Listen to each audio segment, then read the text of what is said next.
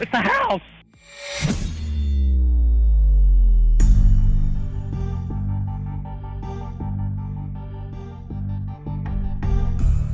What's going on, freaks?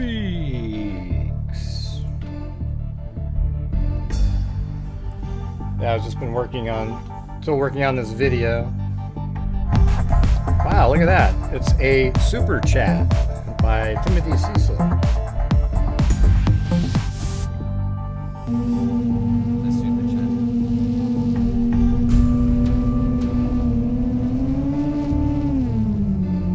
Oh, there you go. I like that. That's a cool angle right there.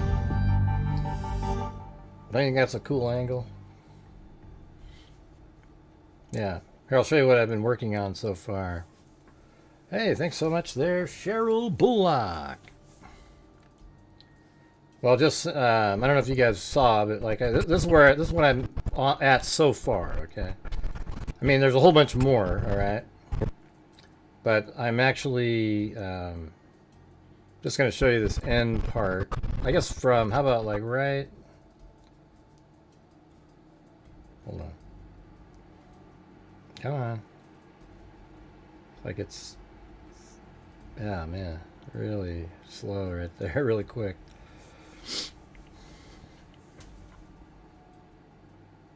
Alright. So this is what the surveillance footage is going to show at some point. This is the Tyler Robinson case. And see, I created this. So it looks totally like what it would look like. Okay? It's, you know, with the sun and everything. I mean, you might be able to see the colors better on him, whatever, in real life. But, you know, he walks around, and then he goes in front of the Low-C Center building. He has a limp, though. I couldn't recreate the limp for this. And then he goes into the building. All right, so this is the new part that I've added. So then here he is going into the building right then, right? Now, I don't know where he went, because he's in the building for, I don't know, 12 minutes or 11 minutes or so. Here you go. Oh, thank you. Wow, it's a shock. Somebody actually opened the door for me. The trolls wouldn't do that. That's their personality. Okay, going up the stairs. I probably won't put the audio on there, me huffing and puffing, but look at this. Look how cool this is. Watch this. Goes up the stairs, right? Thing. And then right there, boom. Look at that. That's what it's going to look like. He's going to come across. And he's going to sort of hang out there for, you know, 2 minutes or so. And then eventually he, let's see, he climbs over. Like right there, I just have a sort of a representation of him climbing over the wall. And then, you know, I'll put time where you can't really see him. And then after that, he gets up, you know, and then just takes off. Ding, ding, ding, ding, ding. He's going to run right over that corner. Like, I don't have all of the, you know, that's not, well, it's completed now, actually. So I could re-upload that again, but isn't that pretty cool? And that's what it's going to look like, you know, just like that.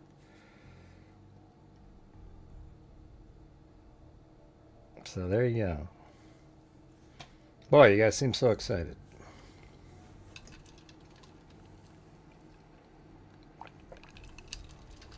Hello! Hello, hello, hello! It's just unbelievable. You guys are just the most, I don't know, man. It's crazy. Oh, yeah, it looks great. Yeah, 10 minutes later. All right, anyways, so I just got our ledger from Identifinders International here. And this is how much we've done so far. It's 116,520, and just Safera, he's donated. It's separate from that. You can see how down here it says all-time donations from Grant Hughes only. You know, that's not, so it doesn't include Jeff Safera there. So he, you know, he's got a couple in there. One time he did 500, so that's 1,000. This is just on his own. 1,500. but it's for, you know, and then 2,000, 2,500, 3,000, and then so he's done about 4,500 just by himself, but it has nothing to do with our total. It's pretty cool, huh? Anyways, did you guys see the thing that I was working on right there? I was hoping you guys would like it.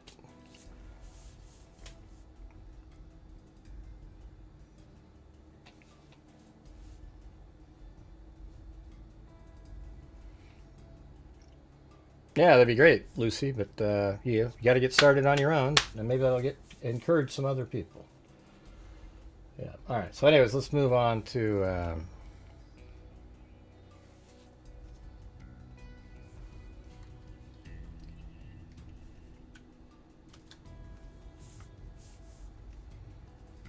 I'm going to go to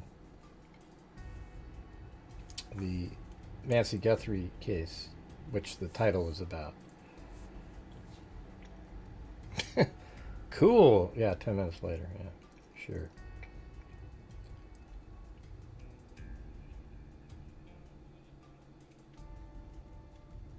That was not the right place.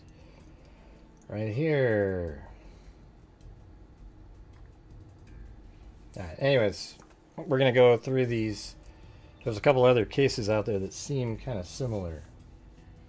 It's weird how we only have 69 people here again. You know, we had 85 right out of the gate, and then everyone dropped out because I wasn't talking about what they wanted me to talk about within 5 seconds.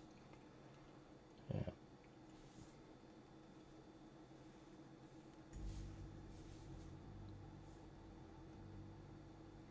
Yeah, Lucy, get it started. You can do it. Let's see.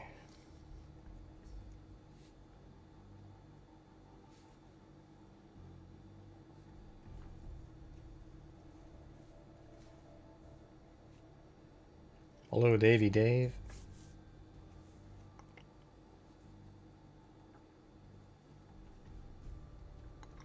All right, I was going to bring up these other cases that are these two cases. I literally typed in 84-year-old woman abducted using newspapers.com, and they're just sort of interesting to look at other cases that are similar. We tried this before, but this one I like specifically tried to look for ones that were maybe similar. Yeah, just not to find the person, but just to get an idea of what may be happening. A wave attempt. Hey, there's Timothy Cecil trying for a wave.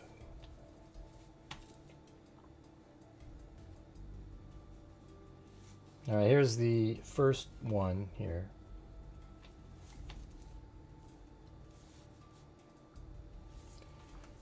It says she's actually 84, but it says an 82-year-old woman was hospitalized today after she was kidnapped from her home for about 2 hours, according to police. She was identified as Addie Hawley. Officers said her house had been ransacked in front. Its front door kicked in, and her telephone pulled out of the wall. She was found about midnight Monday night near the state fairgrounds, police said. Her car was found a block away. Police said she was carried from her house by two men and put into her car at about 10 p.m. So a lot of people, you know, in the Nancy Guthrie case think that maybe there's two people. I think I mean, I don't know. My thing is I think one person could do what, you know, abduct Nancy Guthrie. So, you know, I don't know if there's any more weight to two persons. It does make a little sense to have somebody driving the vehicle, and maybe that was a walkie-talkie, you know, and then they pulled up right when they needed to because of that. Hey, thanks, Alley Cake. Police caution elderly murder burglary suspect.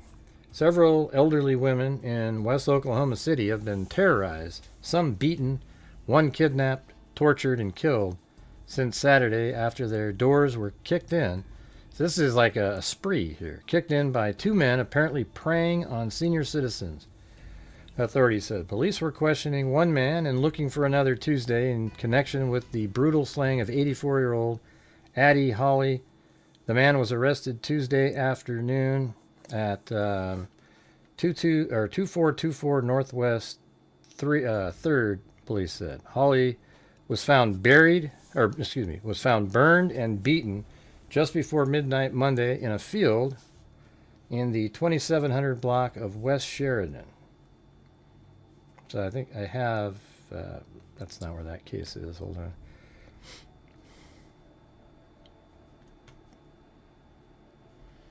But hey guys, if you have the ability to help support the channel, that would be great. We got to keep on trucking this month.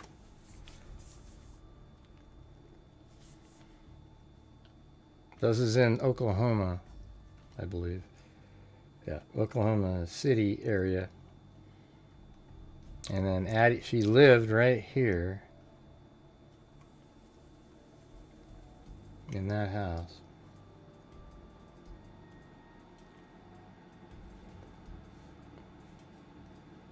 Right there. And then an individual was arrested at 2124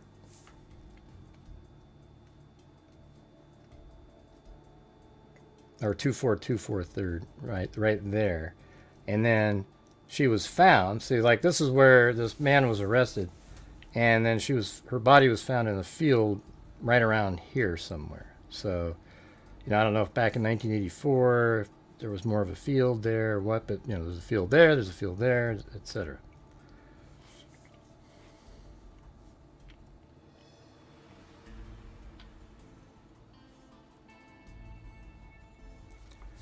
Let's see, so it says Holly was found burned and beaten just before midnight Monday in a field in the 2700 block of West Sheridan. Her car had been burned. She was taken to Baptist Medical Center where she died at 5:25 a.m. suffering from a massive concussion and second and third degree burns over 65% of her body. The woman had been dragged from her home at 2134 North Shawnee by two men at 10 p.m. Monday, a neighbor said. Her door had been kicked in and her house ransacked. So this one is, you know, it was a robbery, right? Said one neighbor. This neighborhood won't rest until those guys are caught. Holly was described as very gentle woman. Police captain, something Barry said, we don't know why this woman was picked or why he was killed, or she was killed. About 3 hours after Holly was found, two men kicked in the front door of a house on Southwest 20th and 20th west of, it's kind of folded, the newspaper, sort of missing letters, Avenue, maybe May Avenue, and told the 80-year-old occupant they planned to kill her, according to police reports. The intruder knew the woman's name. She and her granddaughter were severely beaten, and the granddaughter barely escaped when the men tried to kidnap her, police said. Tuesday afternoon, a 72-year-old woman was beaten after answering her door in the 2000 block of Northwest 19th. Two men were seen fleeing from the house. All right, so then we got this one. And then there was two men arrested. So they arrested these two guys. So it says two Oklahoma City men arrested in connection with the beating of an elderly woman are being questioned in similar crimes, including the recent slaying of 84-year-old Addie Holly. Police on Wednesday arrested Lloyd Winford Lefevers, 19, of 313 Southeast 22nd, and booked him into the city jail. Randall Eugene Cannon, 25, of 2442 Northwest 3rd, was arrested Tuesday night and is being held on the same complaints. So it says the complaints against Cannon and Lefevers stem from the incident early Tuesday in which two men kicked in the front door of a house in the 3000 block of Southwest 24th and threatened to kill the 80-year-old occupant. The woman and her granddaughter were severely beaten, and the men tried to sexually assault the young woman, police said. The younger woman. According to a police report, the men knew the elder woman's name. So you got that. Then I'm just going through this. Yeah, so anyway, these two guys were charged with murder, and then they were brought up on charges, you know, I mean, went to trial and everything. So let's just take a look. These two guys, these are the two guys right here. I mean, they look like that's exactly what these guys would be doing, all right? Randall Cannon and Lloyd Lefevers. And the jury convicts two city men in women's burning death. Okay, two defendants accused each other of burning an elderly Oklahoma City woman, but a jury Thursday convicted both of first-degree murder. The Oklahoma County jury took less than 2 hours to convict Lloyd Winford Lefevers, 20, and Randall Eugene Cannon, 25, of murder and 7 other felony counts. They are from Oklahoma City. Now, this was a two-man crime from the very beginning, District Attorney Robert Macy told the jury. That's okay, so down here it kind of describes Addie Hawley, 84, was beaten, assaulted, and burned along a deserted city street after being kidnapped from her home at 2134 North Shawnee about 10 p.m. June 24th. She died of her burns and head injuries about 5:25 a.m. June 25th. All right, guys, we're starting off really poorly again in here, so if you guys have the ability to help support the channel, I would really appreciate it. I don't know what else I can do, you know, to get people in here to help. We kind of, yesterday, had a normal night. The night before was awful, and we just really can't have more of the awful nights. So if you guys have the ability to, that would be fantastic. Cannon testified he watched Lefevers assault and burn the woman. However, Lefevers said he had left Cannon with the woman, and so they sexually assaulted her. Okay, this 84-year-old woman, these two guys, if you can believe it. Prosecutors contended both men beat Hawley, then carried her into a field, poured gasoline on her, and set her on fire. Can you imagine you're a family member of her? You know, like she lived 84 years. She's just sort of in the twilight. It's just like Nancy Guthrie, really. I mean, and then these two absolute nut jobs take her out, and then they cover her with gasoline and set her on fire. Prosecutors asked the jury also to find Cannon guilty for sexual attack because he aided and abetted. As the verdicts were read, Lefevers shook his head from side to side and lowered it. Cannon closed his eyes and later wiped tears from them. Lefevers' mother fainted after leaving the courtroom. In his closing arguments, the district attorney said this is a horrible case. What happened to Addie Hawley should never happen in a civilized society. It is almost inconceivable that two men could do what these two did. Assistant District Attorney Barry Albert said, makes you almost want to cry, ladies and gentlemen. After the verdict, prosecutors presented testimony to support their request for the death penalty. Lefevers and Cannon are accused of being continuing threats to society. And it turns out that in 2001, Oklahoma executes seventh. It says Oklahoma Tuesday conducted its 7th execution this month. Lloyd Winford Lefevers, 35, was executed for the 1985 murder of 84-year-old Addie Hawley in Oklahoma City. She was kidnapped from her home, placed in a car trunk, and taken to a remote area where she was sexually assaulted, beaten, and burned. Earlier this month, Wanda Jean Allen was put to death. Okay, these are other people. So, Robert William Clayton, I think that's a different one. Let me go to the last one now. So that was 2001, and then looks like about a year and a half later, an inmate was executed Tuesday for the 1985 slaying of 84-year-old woman who was abducted from her home. Randall E. Cannon, 42, was pronounced dead at 6:05 p.m. after receiving an injection. Asked if he had any last words, Cannon said no, then looked at the ceiling and took a deep breath. The Supreme Court earlier Tuesday rejected his final appeal. These two people don't deserve shit. But anyways, both of them were executed, so That's good news. So that's a similar case, you know.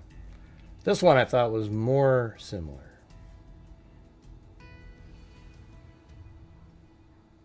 And this is the lady missing in this one. That must have been before. Hey, thanks, Davey Dave. He's saying, let's do this. Come on, you guys. You can do it. Let's do this.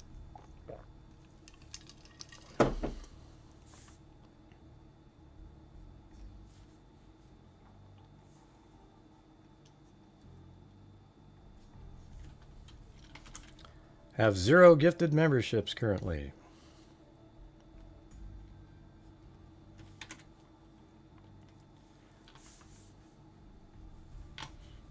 All right, here we go.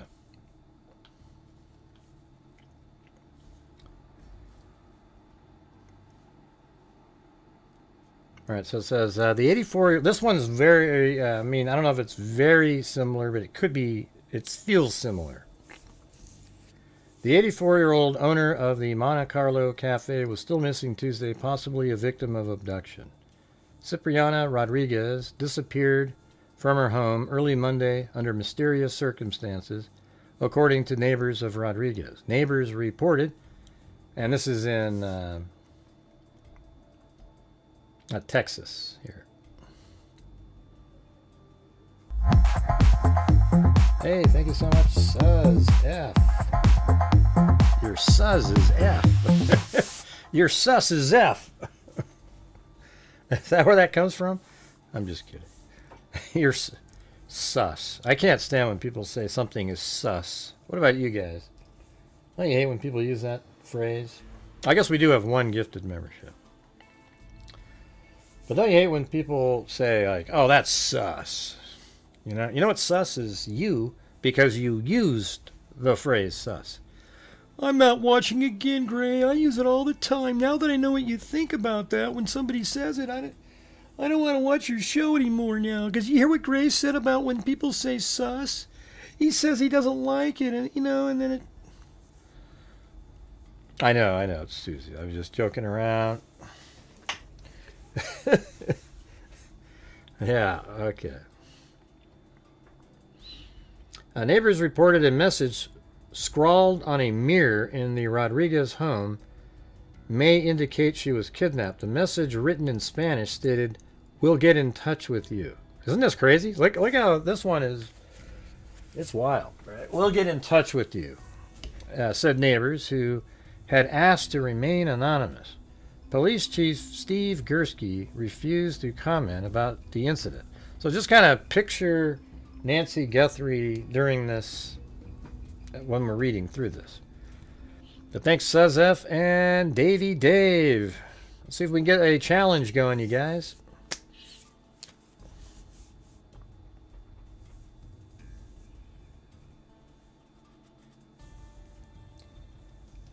Right, so there's a message scrawled on her bathroom window, and it says, "We'll get in touch with you." Kind of like the emails of today, right? This is 1994. Police Chief Steve Gursky refused to comment about the incident. At one point Monday, Gursky said, "All we have so far is a burglary," refusing to give any more details. Although the FBI will neither confirm nor deny the agency is involved in the investigation, but sources close to the family have confirmed that the FBI is involved in the investigation. Just like Nancy Guthrie's case. I mean, it's pretty crazy, right? Rodriguez is the mother-in-law of Donna Municipal Judge Jose G. Garza, a former Donna police chief. Among her grandchildren are, I don't really know if it matters who their grandkids are. And I think that is it for that one. They're mentioning that she's missing at this point.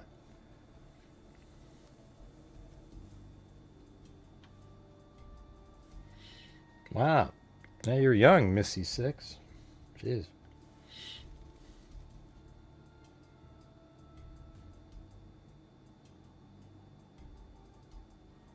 I don't know what this is. Police. I don't think that's related. Even though it's in the same month and everything. That's crazy. All right, here's another one that is. So it says, family appeals for info on woman's abduction. Family members of 84-year-old Cipriana Rodriguez, kidnapped from her home August 29th, went public Thursday pleading for information about the woman's whereabouts. So just kind of picture like the similarities in the Nancy Guthrie. They are offering an unspecified reward. We're desperate, said Sylvia Garza, Rodriguez's daughter. We don't know where to turn. It has been a month, family members said.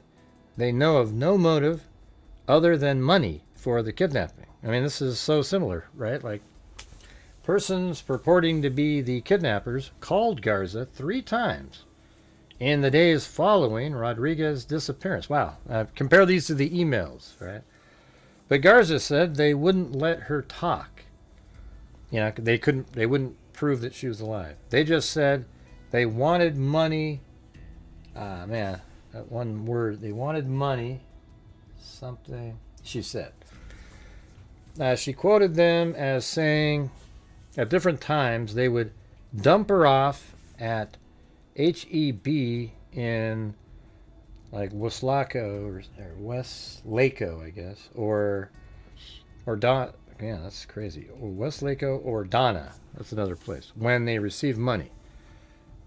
Wow, they said they would drop her off in Donna when they received money.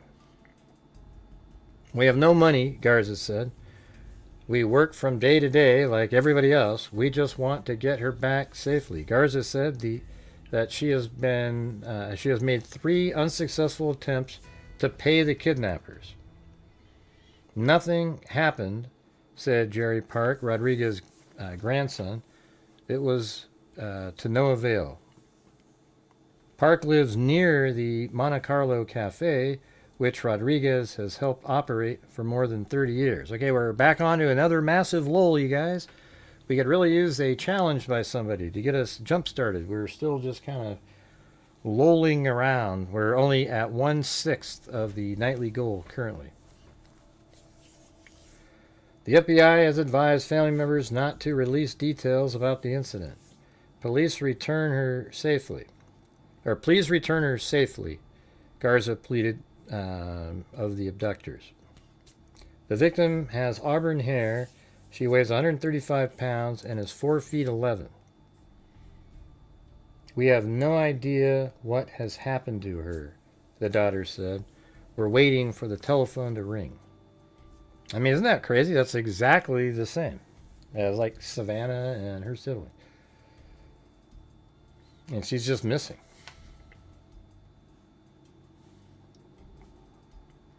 And now we're in November. And then here we go. And guess what? See, look at that. Isn't that interesting? The Donna reference there. So a body was found in Donna. And then they mentioned Donna, like right there. See, it said,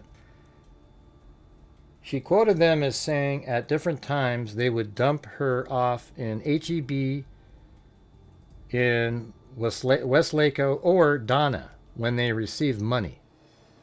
See, don't you think that's pretty weird that then all of a sudden that's where they find her? That's got to be related somehow.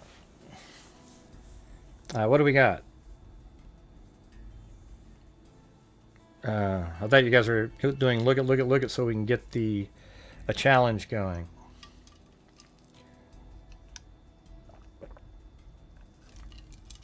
Oh, it's Missy Six's birthday. Oh, okay. We'll have to get Mary Lou out. Man, I haven't been around a long time. Yeah, where the hell have you been, Mary Lou? It's Missy Six's birthday. Ah. Happy birthday to Missy Six, who's 39. For the last second. Happy birthday to Missy Six, who's 39. For the last time. Happy birthday, dear Missy Six. Happy birthday to you.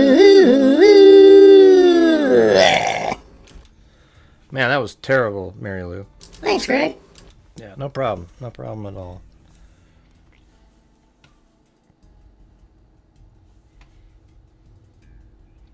All right, guys, we need to get a challenge going. We're only at 1/6 of the goal, and when we're this late into the show and we haven't made that much of progress, it's hard to catch up later. So if you guys have the ability to, that would be great. Thank you. All right, so then this lady that was missing, just like Nancy Guthrie is missing. It says, police say a skeleton found Monday afternoon behind the Boys and Girls Club here. That's in Donna. Let's see. Boys and Girls Club in Donna, Texas. I guess it's still there.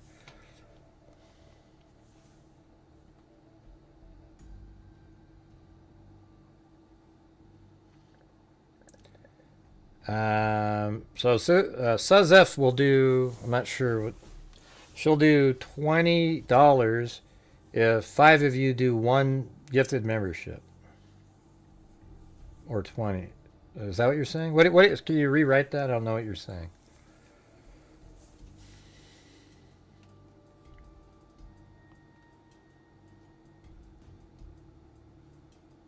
I think this is it. Oh, that says Bad Girls, the Boys and Girls Club. See, isn't that weird? Look at it, of West Laco. So this is all in the same area. It's pretty weird.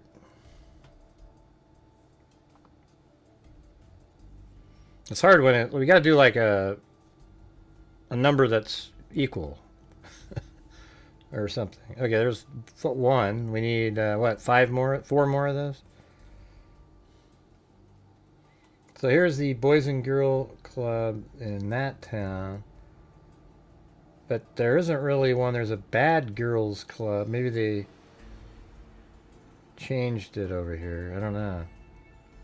Like right there, maybe. That's not Bad Girls. Boys and Girls. That's weird. Not sure what that means. Anyways, that's Donna, Texas right there. Hey, thanks Timothy, Cecil, Chris O'Connell for the gifted 5 and Alley Cake. Well, there you go. I guess you got matched. Just like that. Susie. Suzef.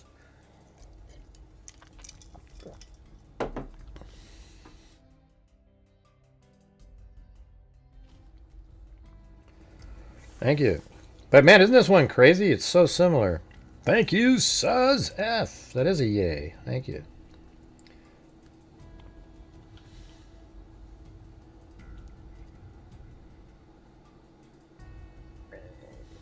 Right now, I think we got the 35% maybe.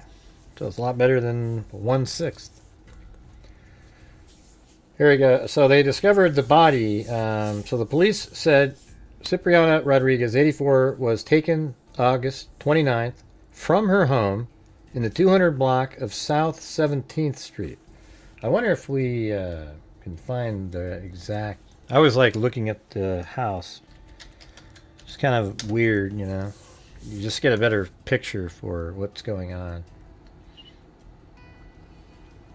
So let me see if she's in here, because this is 1994. It's possible. Cipriana, and then Rodriguez.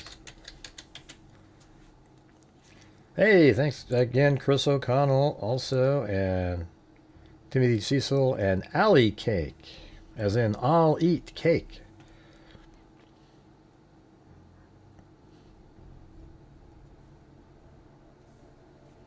And then she lived, okay, what town was South Street?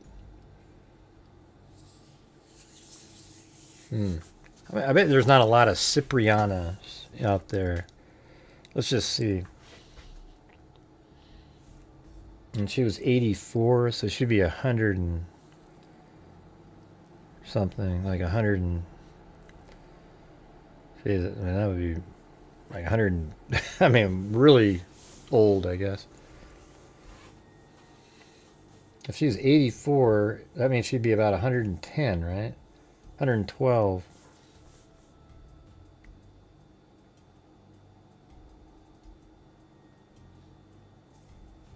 Yeah, I don't know if she's going to be in there.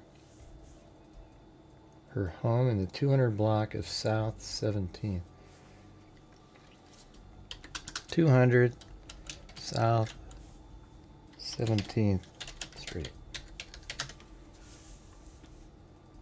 Right there.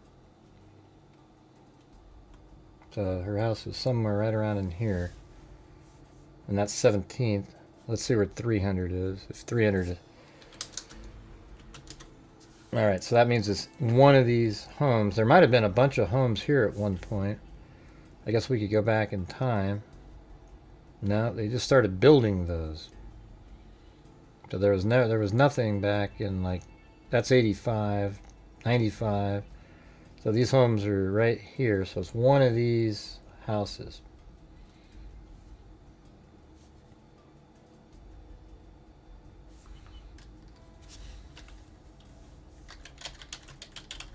Maybe we'll see an address or something later. Yeah, it's very similar. That's what I'm trying to show, is that I think this one is. And so they've found a body in this one, and I actually fear that at some point, relatively soon, somebody's going to stumble upon her body out somewhere when people start, recreating and so forth. There was the winter time, even though it's sort of warm over there.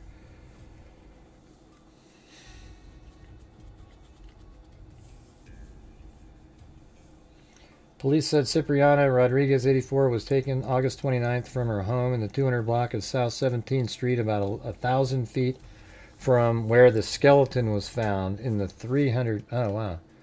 So it was found in the 300 block, which is weird. I just typed that in. So that means her body was found over here somewhere. Let's see if that wasn't there back. Yeah, see that? Well, that building's there. Rodriguez's grandson, Jerry Park,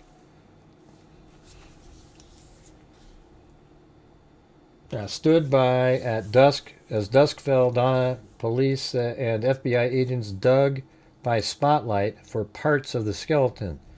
The site is a brushy area, so they just think it could be her in this one. A brushy area in an empty lot about 200 feet behind the Boys and Girls Club. All right, so if we're right here, let's just put a pin here, and so where is the Boys and Girls Club? Boys and Girls Club. Is there anything like that in here?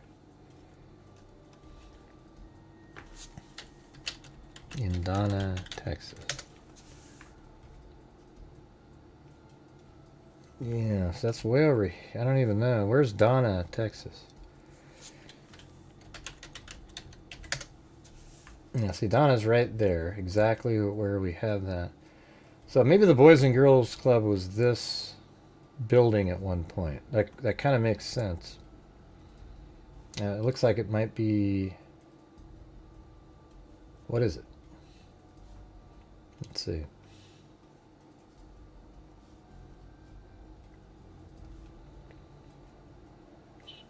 Yeah, I bet you this used to be a Boys and Girls Club.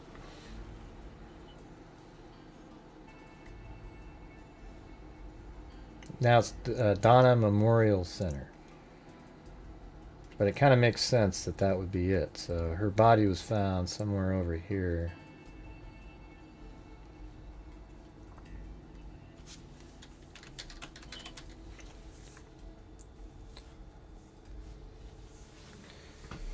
Man, we had such good progress going, you guys. Now we're frozen at a third.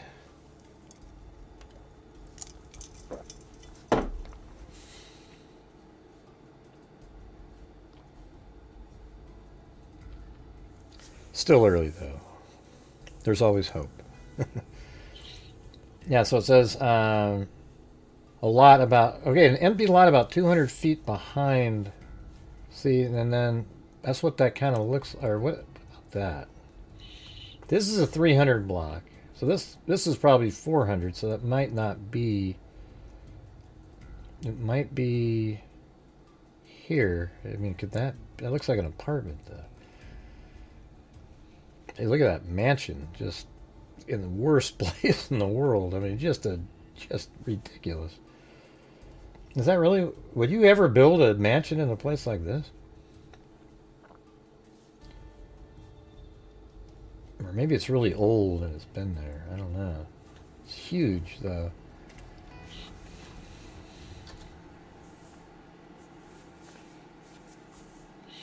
Yeah, so anyways, this is the 300 block.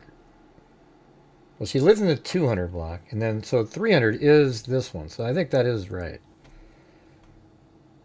And it would be in the 300 block of that street, so it's one of these two driveways here. This is City of Donna Animal Control. Oh, shit.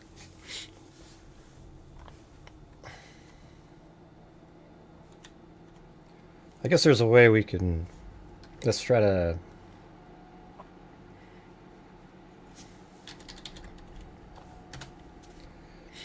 Boys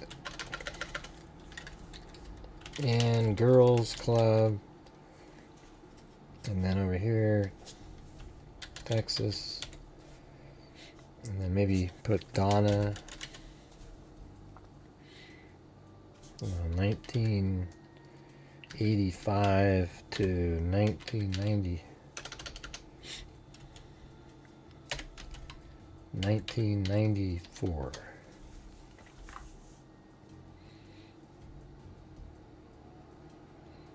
Okay. So they're mentioning it. Does it have the address in there? Donna, the second annual 5-kilometer race benefit the Boys and Girls Club of Donna.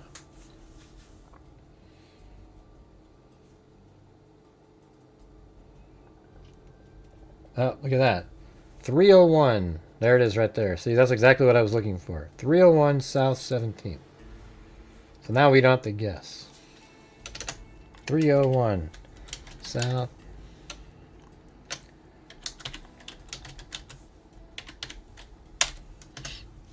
There it is. My guess was correct.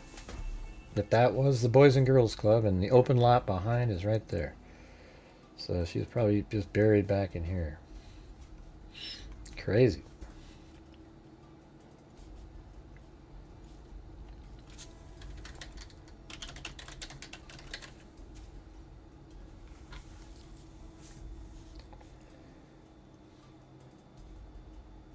Pretty good though, you know. I think I just keep getting better at Google Earth stuff, you know. It's pretty crazy.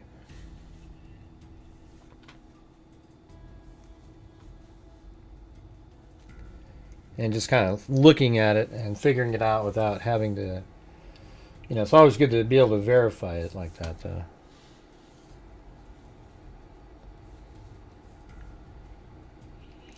And it says, police say a skeleton found Monday afternoon behind the Boys and Girls Club here may be that of an elderly. That's what we were just on. It says, Donna, Police Chief Steve Gursky said officers have not been able to determine if the skeleton was male or female or how long it had been there.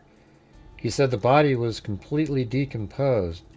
It could have been there anywhere from 5 weeks to 6 months. Wow, look at that. What is that thing? That was cool. He said he was suspicious the skeleton might be Rodriguez's remains because of the proximity of her house to the site where the body was discovered. There is no way to tell at this point, though, the chief said. Here, let me try this again. Donna, Texas.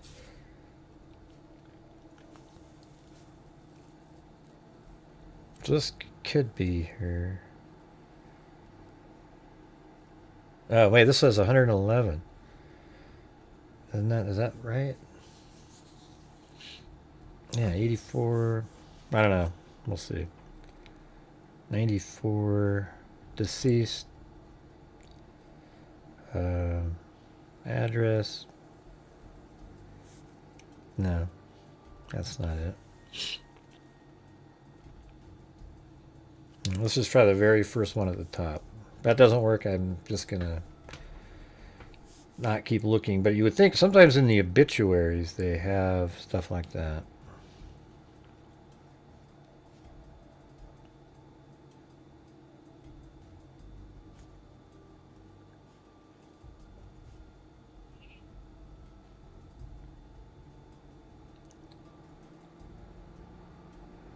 Yep, nope, can't find it.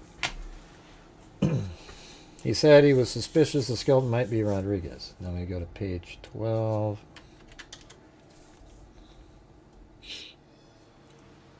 Is this it?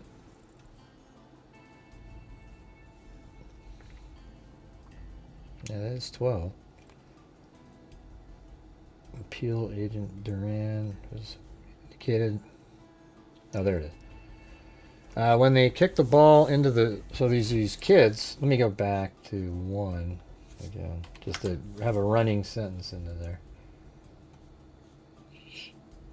Okay, children dressed in Halloween costumes were playing football. Wow, that's crazy.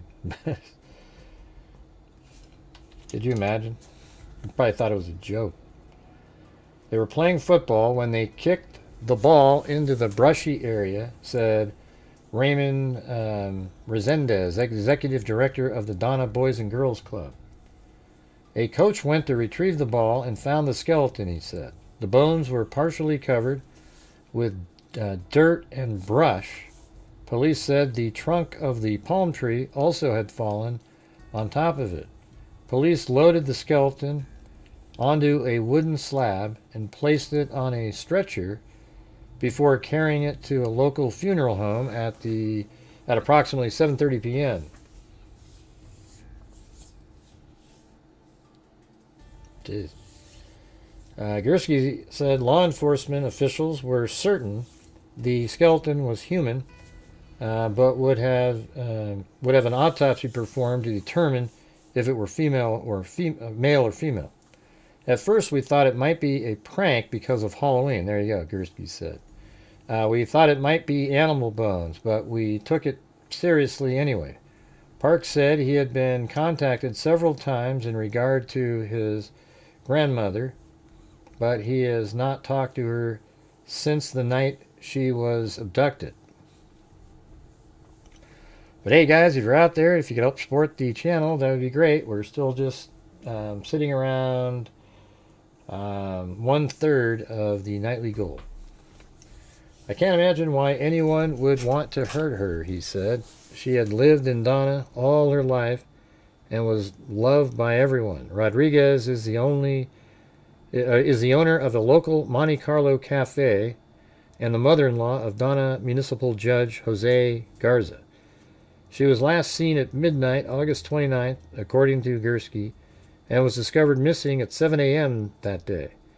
He said there was no sign of a struggle, but he believed that more than one person entered her home through an open window and abducted her.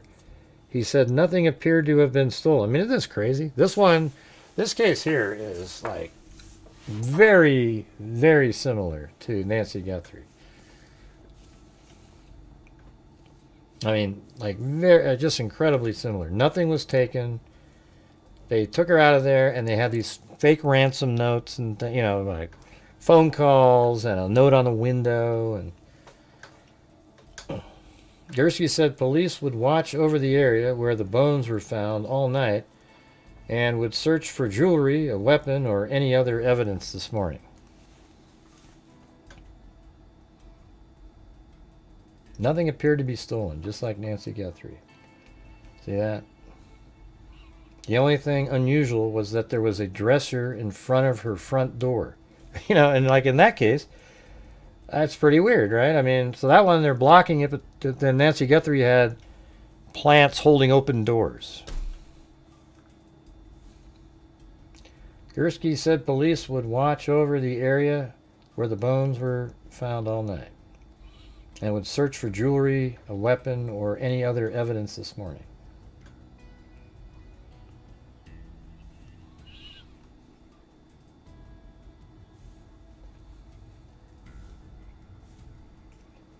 Hey, thanks, Allie Cake.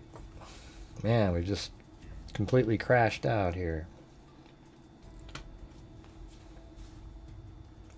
Police say skeleton may be of missing grandmothers. This is similar to the last one.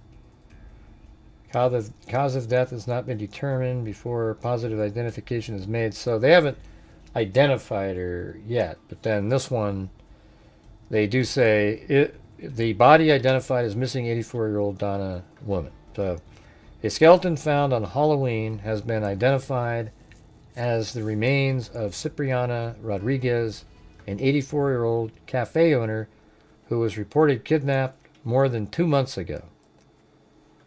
Police investigators David Rodriguez said Monday that the victim had been identified after a week. The skeleton was found October 31st in thick brush about 1,000 feet from the one-story home where Cipriana Rodriguez lived. Cipriana Rodriguez, longtime owner of the Monte Carlo Cafe next to her home, disappeared from the home August 29th. Family members reported that she was kidnapped and they attempted to pay ransom to people in Mexico. Wow, this is crazy. This is in Mexico claiming to hold Cipriana Rodriguez. So this is so similar, it's almost eerie, really. It's like, in this case, these people know that they've already buried her right there. But they're just trying to get money somehow later or whatever the hell they're doing. You know, it's just... And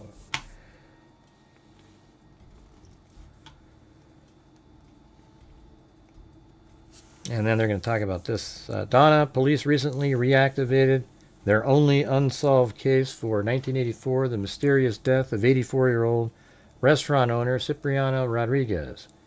Family members reported the victim's abduction on August 29th after discovering a note written in Spanish indicating Rodriguez had been kidnapped and that they would contact your daughter Sylvia Garza. 2 months later, on October 31st, geez, look how crazy that weird graphics at the top there. Children playing ball behind the Boys and Girls Club near her home found Rodriguez's skeleton remains in a shallow grave behind some shrubbery. Donna Chief Geringer said Thursday that investigators had a meeting on the case that morning and decided to follow up on a few pending leads. All right, you guys, how do we get the ball rolling in here again? We're having these massive lulls. You know, I don't know, like some of you weren't here, but on Monday, not Monday, the first day of the month, the channel only brought in $28. So it was like, I mean, that was one of those days where it just like, boom, man, we're way hundreds of behind for the month just to get to kind of a crappy month. And then yesterday was pretty good because it made up about $60 into that other bucket you could put it into, the one that we were so short on. And then here we are in day 3, and we're currently just sitting around 30% of the nightly goal. So I'm hoping that you guys have the ability to help support the channel and thus allow us to continue to keep giving a large portion of the money to various true crime related charities. And that's what we do here. All right. And I just want to be able to make the goal, you know, continually again. The last 10 days of the last month, we had like 4 or 5 days that we didn't get it. And I don't know what changed or anything like that, but if you guys have the ability to, I would appreciate it. We need to get, you know, 2 or 3 more challenges going, and, you know, that wouldn't get us even to the goal, but at least get us somewhere. All right. I don't know, man. Sometimes I feel like I'm just a broken record. I don't, it's just like I keep saying the same thing, and I don't understand it. I just want to, you guys support the channel, I do the shows, and I don't have to keep, you know, shepherding it along. Anyways, yeah, so in this case, Donna Chief Geringer, it's kind of hard working on something this old, he said, but old unsolved cases is my expertise. Right.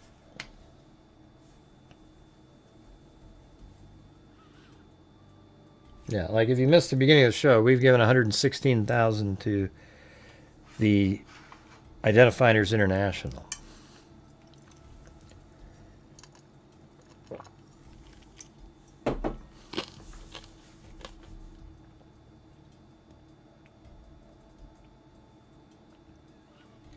All right, and then there was an article in 2019 even.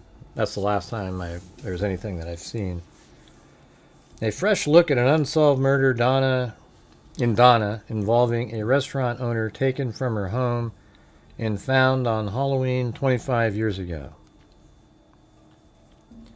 On August 29, 1994, 83-year-old Cipriana Rodriguez disappeared from her home in Donna.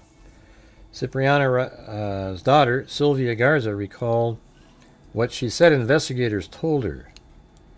They took her out through the front door here, said Garza, as she pointed to what was her mother. Oh, let's see. Hold on a second. Maybe we can use that angle there. Did anybody hear what I just said a minute ago? It just went phew, deaf ears.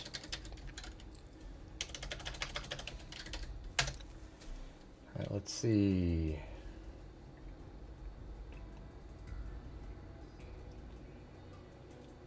Sylvia Garza. See if I can find it.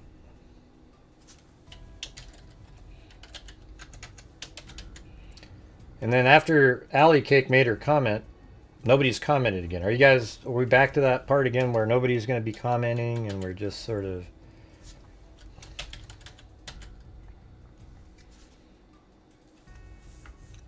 Sylvia Garza of Donna. And that would be if that was her daughter. How old is the daughter? The daughter might be something like 50, I don't know. If she was 20, well, 84, she could be 54, so she might be 80. Okay, let's see. This might be her. This is her, I think. I think I found her. Hey, wow, thanks, Chris O'Connell. It's so similar, it's crazy. Because this one has no motive. They didn't steal anything. They just took her out, buried her, and then, yeah, maybe it's revenge for what her... Yeah, look at this, man. I think this is... She still lives in the house. Hold on a second. You gotta be kidding me. Okay, she's living right there. Okay, so this one, let's go see if we can find... Oh, man. It's 24th Street instead of 17th. Same general area, though. Man, that's crazy. How about Ancestry? Maybe if I can find her mom.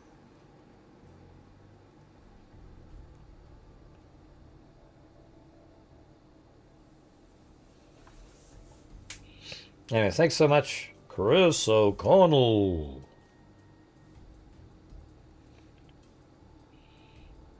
Judge who was a relative.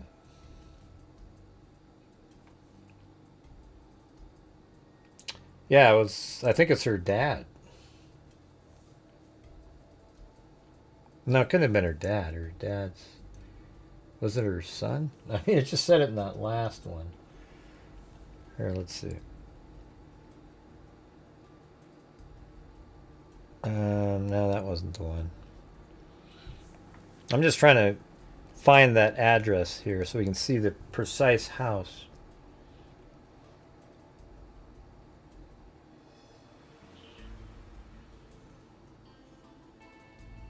So her last name was Rodriguez.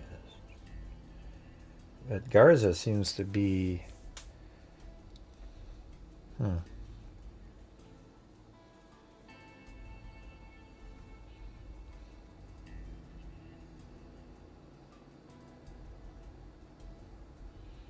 I think it's just the same as Savannah. This is almost... I think this case is so similar. It's mind-boggling.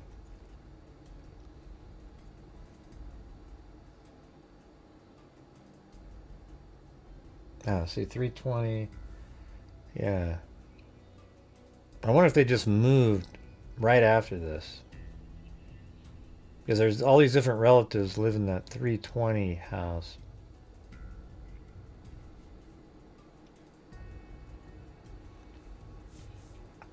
I'm looking it up. I'm trying to find. There's got to be something on 17th Street.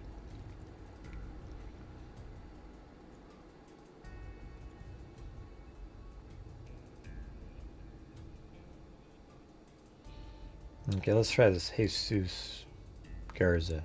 He's 101. I want to see. He's a relative. Let's just see what the address history is on that one.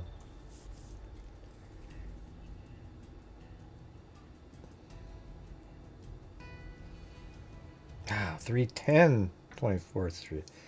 They're all on the 300 block, but can you just give me the one on 17th? See, that relative lived right there.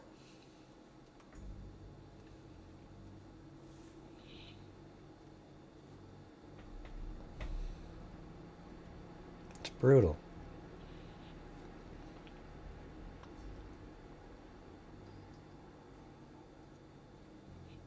I'm just trying to... I'm only going to spend another 10 seconds on this. It was in the 200 block, though. Oh, so it should be 200, not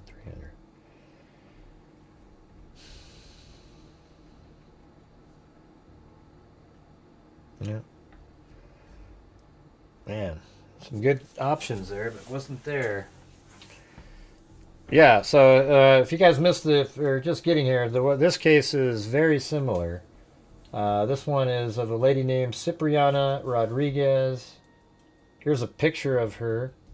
Or not there. I got this to read still, so we can go over that. But this is her right there.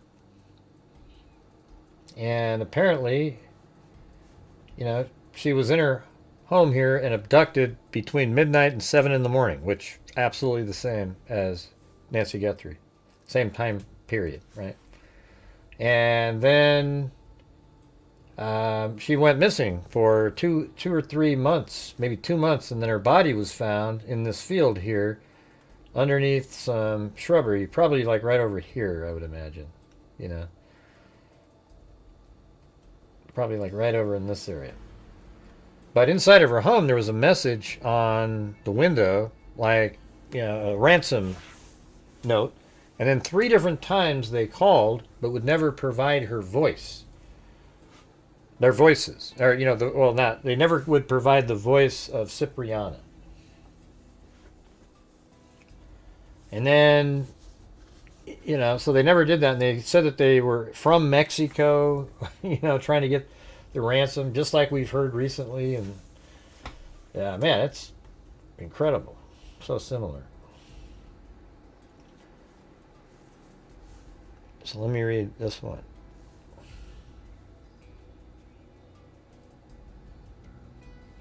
All right, we're about 55% now, you guys. We've only got 6 gifted memberships. That's kind of really what's killing us tonight. Usually we get like 30, 40 of those, and then you can make the goal. For more than 30 years, the family of Cipriana Sippy Rodriguez has lived with heartbreak, confusion, and painful silence.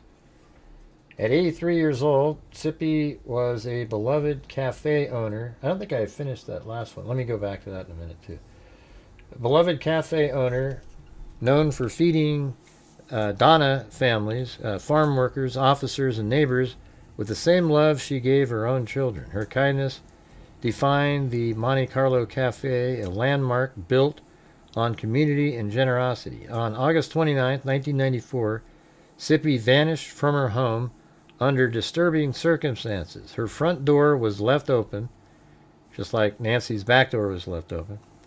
Her bed untouched. In this case, that Nancy was already in bed, so this one might be that she never even made it into bed.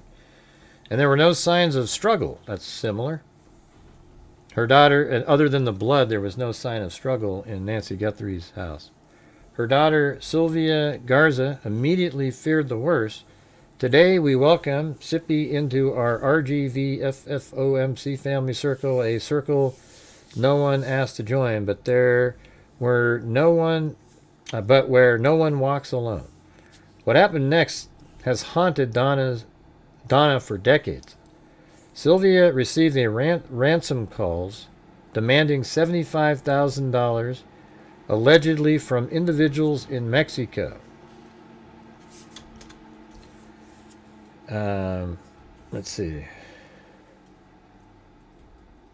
Where was that? Yeah, in Mexico. Days later, Sippy's car was found abandoned. And on Halloween night, after kids at the Boys and Girls Club kicked a ball over a fence, a coach followed the smell of something foul and discovered Cipriana's remains under palm leaves across the street from her home and restaurant. Investigators were stunned. Many believed that area had already been searched. Former lead investigator David Rodriguez revealed that he collected fingerprints, handprints, palm prints, and even recordings of the ransom calls. Evidence, he says, later disappeared. Rodriguez also reported he was removed from the case just as he was getting close. Former lead investigator David Rodriguez, that's right, I think he's related, right? Revealed that he collected fingerprints, handprints, palm prints, and even recordings of the ransom calls. Evidence, he says, later disappeared. Oh boy. Rodriguez also reported he was removed from the case just as he was getting close. To this day, no one has been arrested. No one has been named public. God, see, then there's a problem with the police.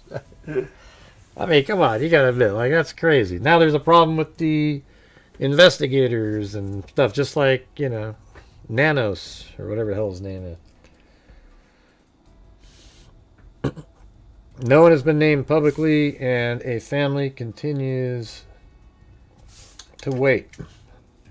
As Deborah Spungen writes in Homicide, the hidden victims' family of murdered loved ones become hidden victims when justice stalls. For nearly 3 decades, Sippy's family has lived that truth. And the truth still matters. Someone in Donna knows what happened. If you live, you know, so they're asking people, if you lived in Donna in the mid-1990s, heard stories, rumors, know who she was last seen with, remember suspicious behavior around October 1994, now is the time to come forward. I don't think I finished this one, though.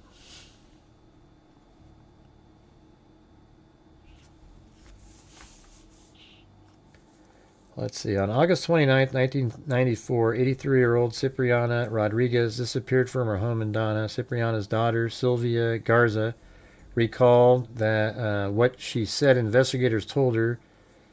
They took her out through the front door here.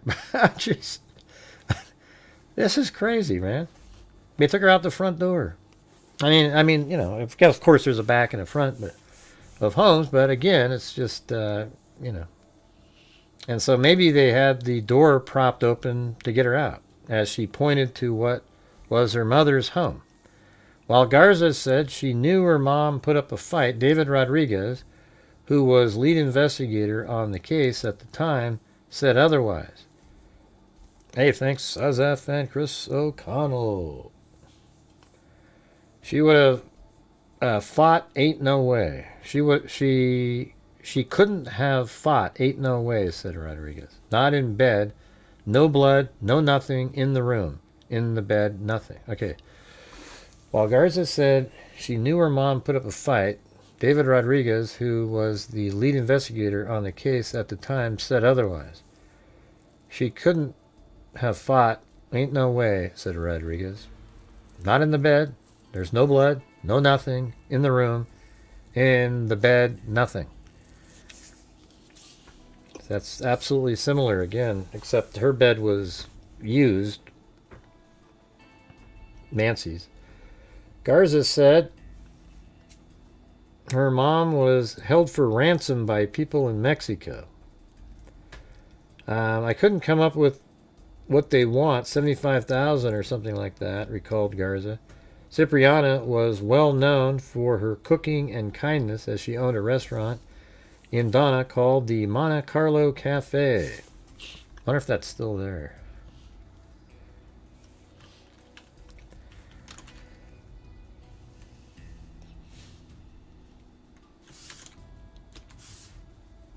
Ah.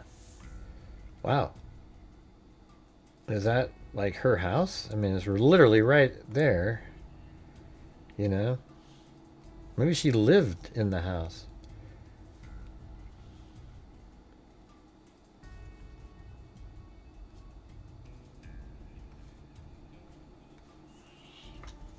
It's crazy. What the heck?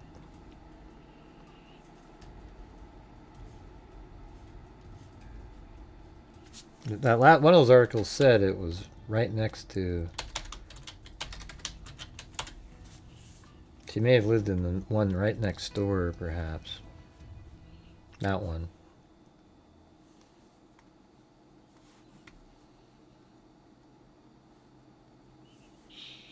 Alright, we are currently at, let's see.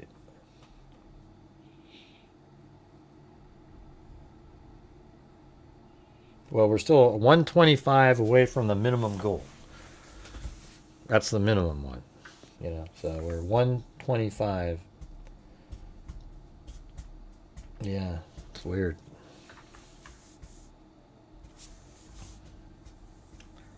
We would stop by and she would give us water. Sometimes she would give us hamburger and cheese enchiladas as we passed by. But after Cipriana was abducted, the restaurant was not the same. It was a tense time back then. A lot of people asking around. There was rumors that she was kidnapped for money. On Halloween 1994, Justice of the Peace, Hidalgo County, Jesus Morales received a call from Donna police that they had discovered a body and that it might have been the lady that was missing, said Morales. Rodriguez recalled seeing bones underneath the leaves of a palm tree. Garza said Cipriana remains were found after some kids at the Boys and Girls Club in Donna kicked a ball, and then the coach at the time went to get the ball. He smelt something foul. Cipriana's body was found across the street from her home, which is adjacent to her restaurant. Okay, so this is her house right here, 208.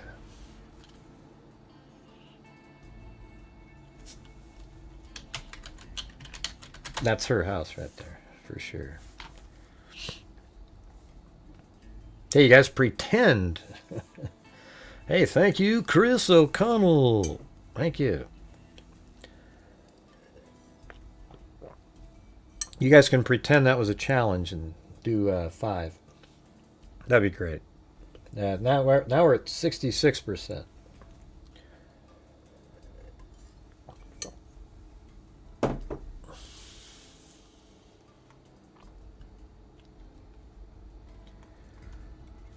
Let's see if I go down here. So that front door, that's it right there. Well, I don't know. What is this thing? Is that... Well, it's either that one or whatever. I mean, it's weird. There's like this parking structure even for the restaurant. Really strange place, by the way. It's like totally in a neighborhood. Seems like it must have grandfathered in zoning.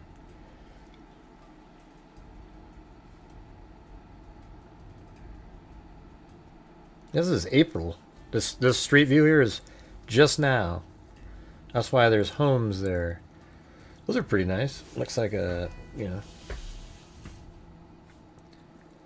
So it could be that this house was hers right there. What do you guys think? I think that might be it. Because I didn't see that there. They said adjacent, you know.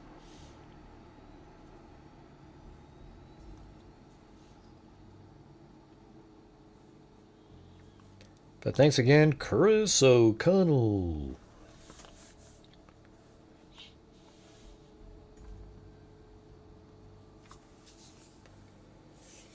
The proximity from the restaurant to where she was found.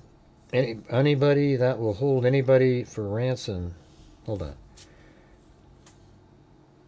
Cipriana's body was found across the street from her home, which is adjacent to her restaurant.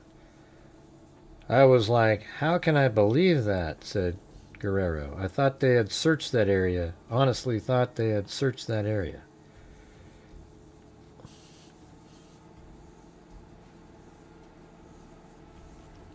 That's right. What Jim Lawn said.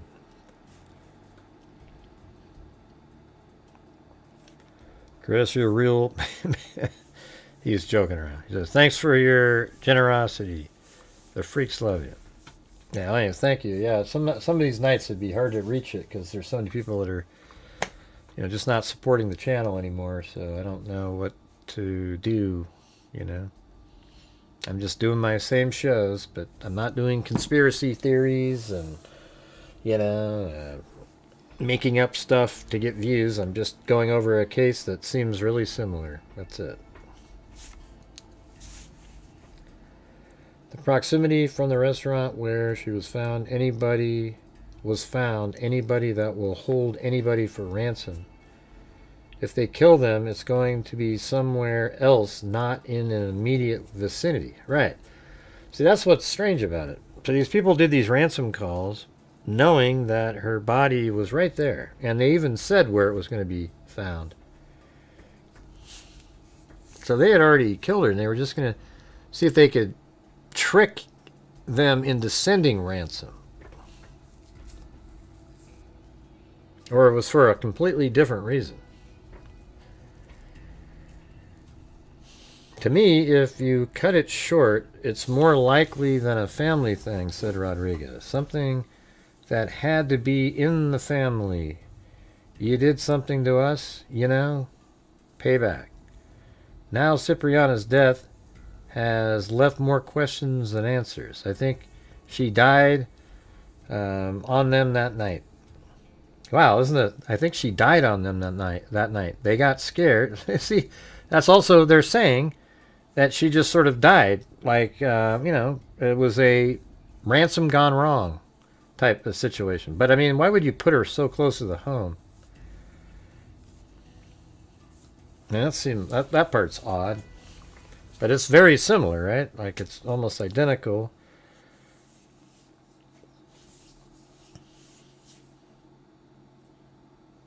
I think she died on them that night. They got scared and just left her there. But the justice of the peace said it was not a natural death. When the body was located and the way it was covered, that automatically told me that she was murdered. Guerrero thinks it was robbery gone wrong. I personally think that somebody went in, I mean, same arguments they're having here. Somebody went in thinking that she had money stashed away somewhere. She ran a restaurant. She collected cash, money. CBS 4 asked Rodriguez why it is a challenge to find a lead to Cipriana's case, and he said it wouldn't have been difficult for him. I don't know who, why took over. Wow, jeez. I don't know who, why took over all that evidence and do nothing anymore. Have no idea why not, said Rodriguez. Fingerprints were taken big time by me. Big time. Handprints, thumbprints, everything. Both windows and the refrigerator. Everything in that house. The audio recordings of the kidnappings that I recorded. Whatever happened to all that stuff? But after inching closer to the truth, Rodriguez says he was kicked off the case and doesn't remember anything other than just being told to not investigate the case anymore. For now, what happened to Cipriana remains a mystery. Somebody says there's still ongoing investigation. Where are we now? Asked Rodriguez. That was just ridiculously similar, Very similar. Crazy.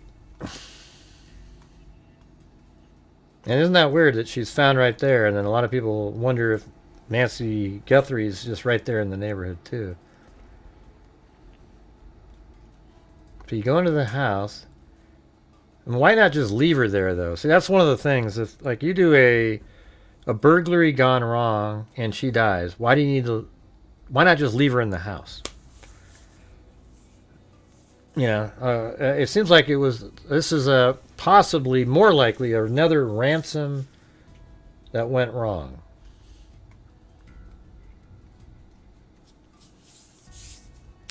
Something like that. Because there's no reason on a burglary gone wrong to take the body of a person out of a house. You just go, okay. You just take off. Unless there was some way that you killed him that could forensically be traced back to you.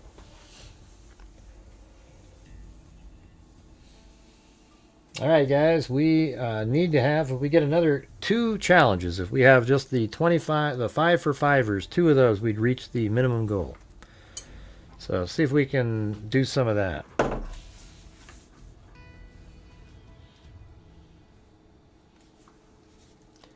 Anyways, hope you guys found that one interesting. That one to me was like almost identical. I guess we could try to, I don't know, let's try to find another one. Let's see, 83 here, abducted. Or kidnapped.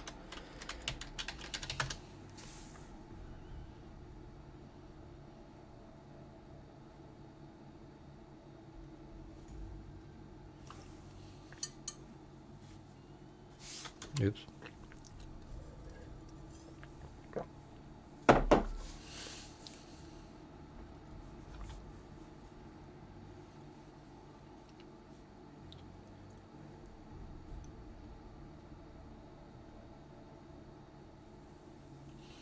Look at that one. Let's see. A couple kidnapped Lucille Knight and took her to a town hundreds of miles from her home. The young couple allegedly kept Knight passive by feeding her drugs while they stole her retirement checks and stripped her assets. They ended up bilking her of more than $100,000, according to an indictment. They destroyed everything I had, Knight 83 said Tuesday. All I got back was the car. Oh, it's so sick that people do that to old people like that.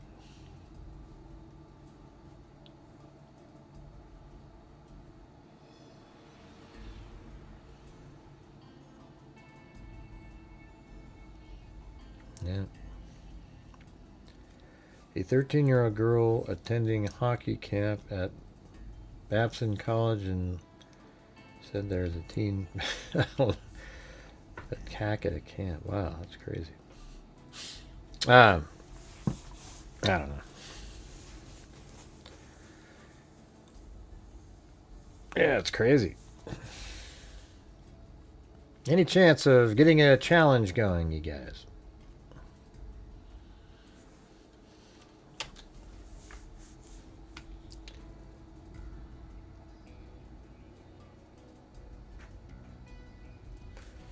What was I going to say?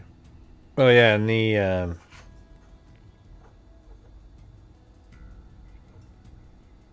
I don't know. This person wrote a book in the Idaho 4 case. I'm just not even interested anymore.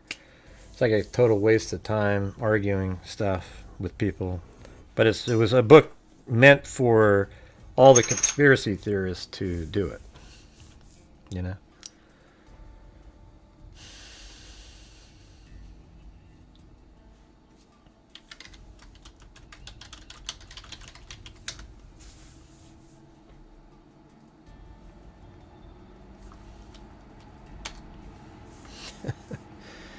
Yeah, it just gets harder and harder every single night, it seems like.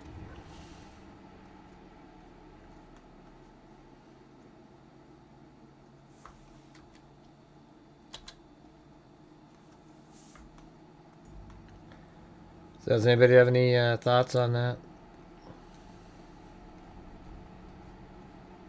I mean, look how similar. Could be almost the same. She's, you know, it got really big because her daughter's famous.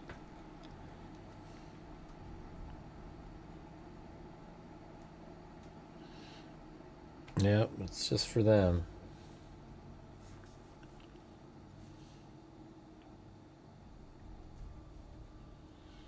Alright. I don't know if you guys would be interested if I just work on this. But I'd really like to reach the goal again. And look at that. We've only got mods commenting. There's like... That's crazy. Is anybody else in here? Hello?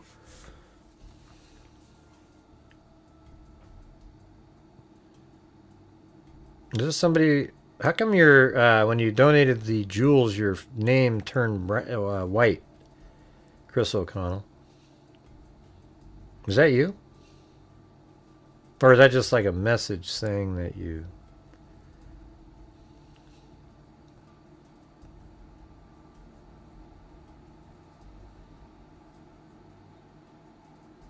Is that somebody pretending to be you, or... I don't know.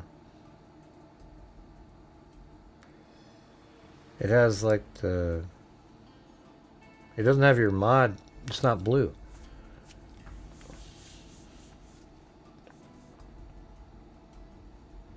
Hmm. What do you mean day one? What are you talking about? Nobody knows what you're talking about. It's done that since day one. What has? What's done that since day one? Okay, with jewels. Okay, there you go. All right.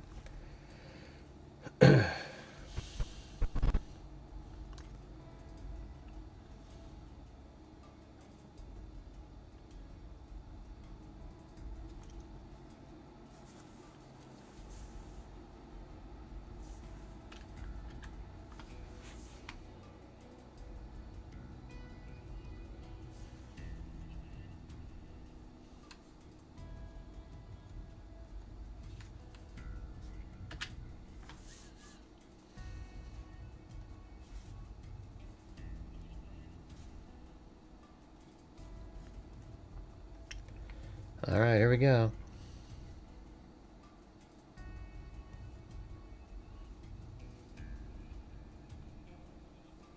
What is 10 jewels worth? 5 cents? I'm just trying to keep track of, I don't know where we're at on some of these jewels.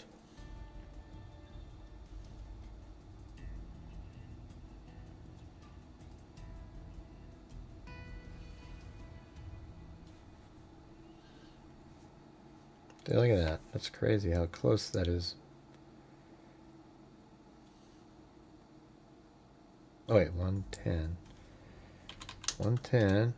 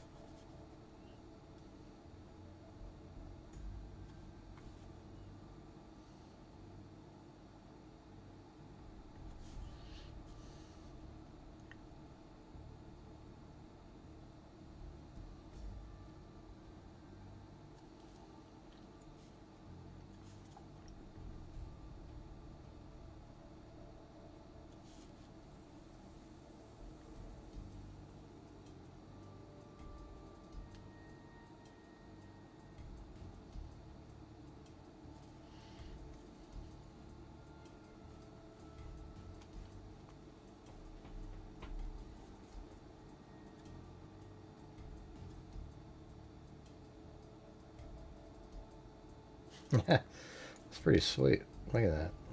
Does he go all the way back to that corner? Oh. Oh, the angle's a little different. Shoot.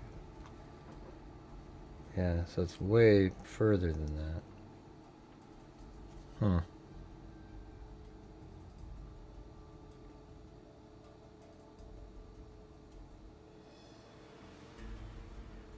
And he's supposed to go way over there. It's not doing that.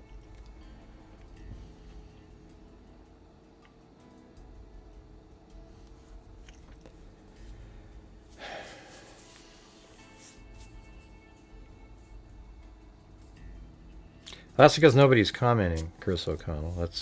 That's why I'm get frustrated in here.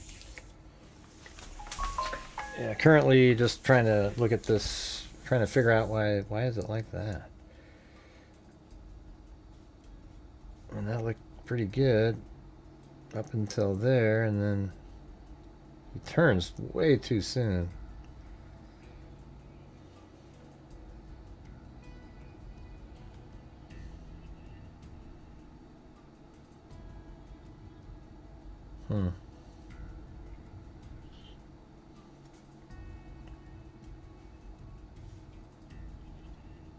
I think it's the angle isn't the same. I think that's what the problem is the picture.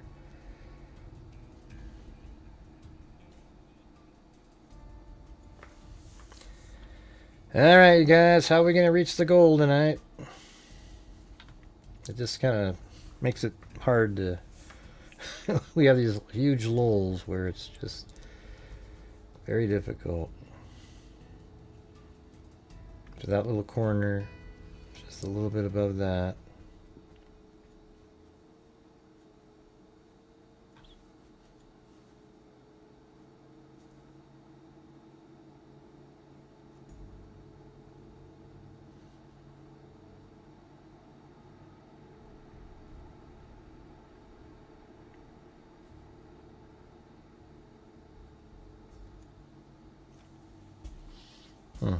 I don't know. I'm trying to figure out how to get. Man, that didn't work. That one's hard. You know, it's running. I can see him running over there. That's what you want it to do. But he turns way too soon after running all the way over there.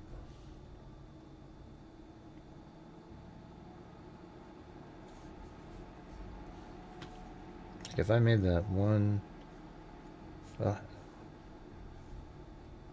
see, 165. And now he's way too big.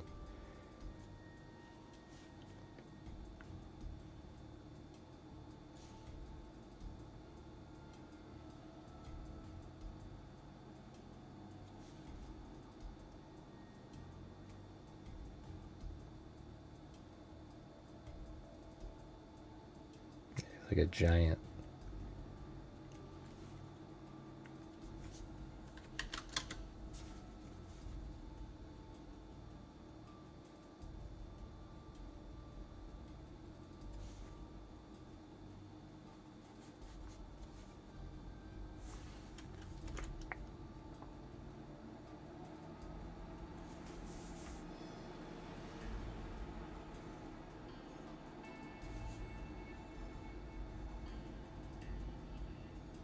Oh, that's good.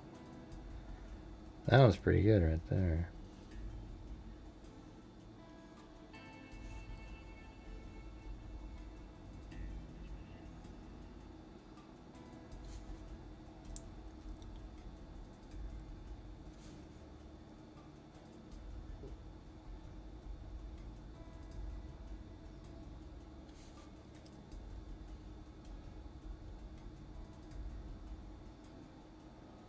That one's pretty good. He goes right back into that corner over there.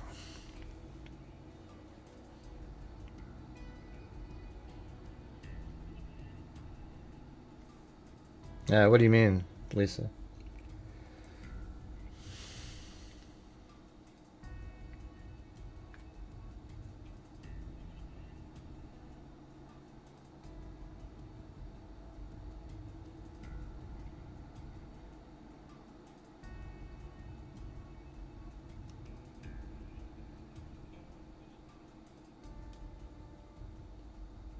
What's happening? What are you guys talking about? Are we not on the air or what? What's happening? What's not working? Ah, Jesus. Fuck it. Just another day bites the dust.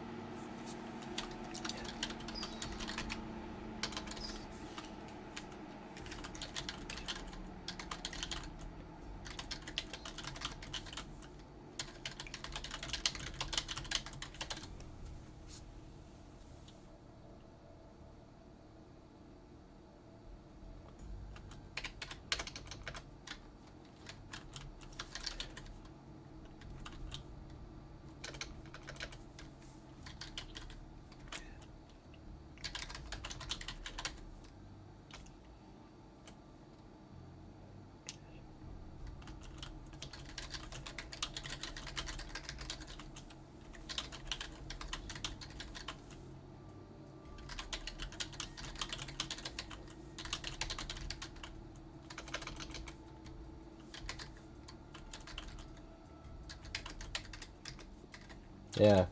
See, that crappy YouTube channel that just sits there and attacks me, they try to send it to Lisa Belson again. They try to get Lisa Belson to not, support my channel. So I don't really know. They've tried many times. They tried to contact her work. Because yesterday we made our goal because of Lisa Belson, basically, and other people, but she really helped out. And then, so they immediately send her a video. And so then that's what makes it so difficult, you guys. So I need your guys' support tonight to reach the goal. Okay, I don't know what else to tell you. I'm just being attacked on all sides, and they're creating the issues. So can you guys please help support the channel tonight? Okay,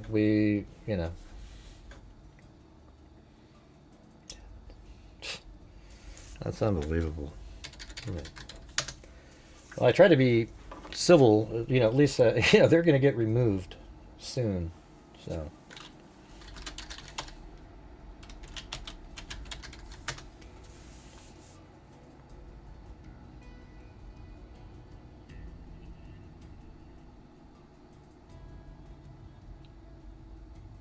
Oh, that's awesome.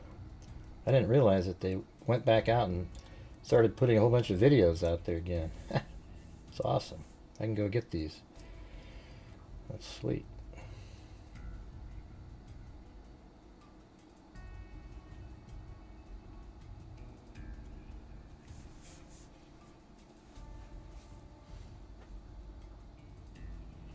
Can you guys please help support the channel tonight? I just explained how, they just sent an email to one of our supporters to try to get them to quit supporting the channel.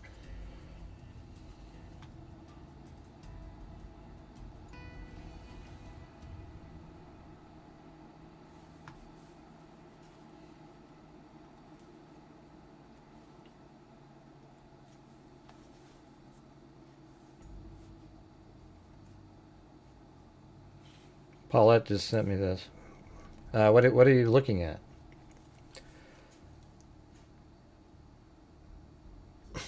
Hey, look at that. Chris O'Connell has a challenge going on. She'll probably get the next email from these same nut jobs. But I've already told the moderators or people that support the channel that you'll probably hear from these people, so it doesn't have any effect on them. And unfortunately for them.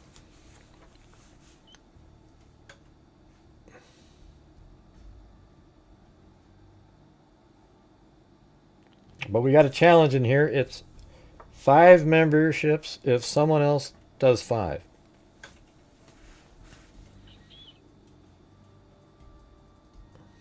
Thanks, Chris O'Connell. Paulette just sent me this. Maybe we can look into it. And we are tracking that breaking news for you outside of Arcadia Lake with an update from police just into our news. Hey, thanks, Phil Swatson and Chris O'Connell. Hey, Phyllis, have you ever heard from anybody? These trolls?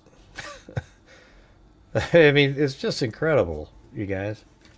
And see, there's these every YouTube channel that does live streams have people that support the channel more than other people. It's no different here than anywhere else. And so the thing is those they don't care about those people. But on my channel, they go after each one of them because they're psychos, sick people. No, there's something wrong with you, Central Florida idiot. Okay, let's see. God, you're stupid. Yeah. Now, you've never heard from them? Well, maybe one of these days. Yeah. Well, Belson's heard from him twice now. She always lets me know so I can add it to my list, my folder. They think what they're doing is ethical, like they have this moral high ground, and they don't. They're putting out false, defamatory information.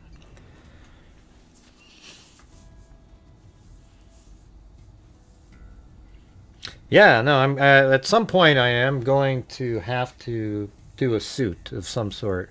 And that's why I keep everything stored. And they're going to go in the same way as people like Candace Owens, etc., with nothing to stand on. Okay, and then I'll get their names and I'll have all that information, and we'll all get to know. All right, because that is going to be happening at some point. Because they're just like the same, like they are similar to Candace Owens, what she does to Erica Kirk and etc. You know, that doesn't matter how I word something, they always twist it around. Hey, thanks so much, Chris O'Connell. Yeah, make sure to forward anything you guys get to me. You know.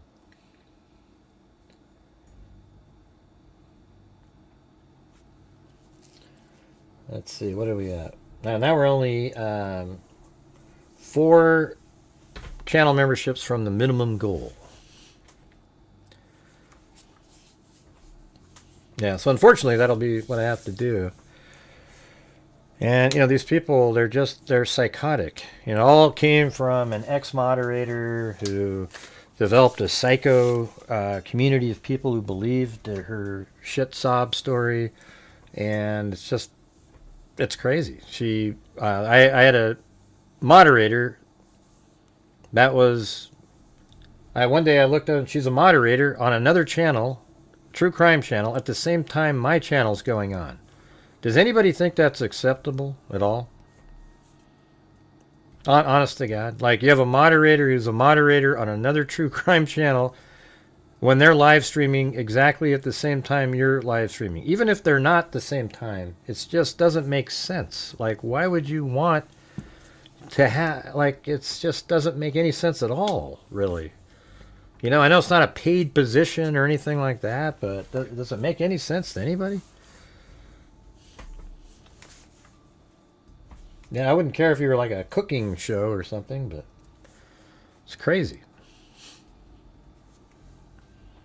And then she just went nuts after that. And then this other person, you know, I was being, you know, they were doing something with my Discord account.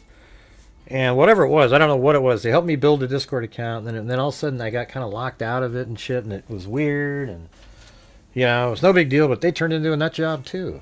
These people, you know, I don't sit there and monitor and bug them and do anything with them. But they spend every single day trying to, like, destroy my YouTube channel. That's all their focus is on. It's crazy. I mean, absolutely psychopathic nut jobs.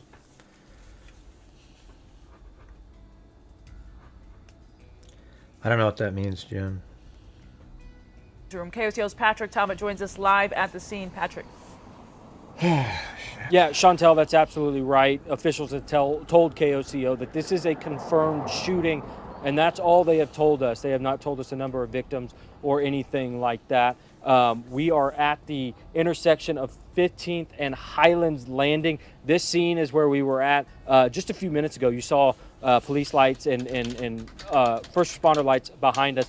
Those have since cleared. They have made their way further east towards the lake. So after this live shot, we're going to try and make our way down there and see if we can go find any more information. But once again, Edmond police confirming with KOCO 5 News that this is a shooting, and KOCO will continue to gather information as it is made available to us. Reporting live in Edmond, Patrick Talbot, KOCO 5 News.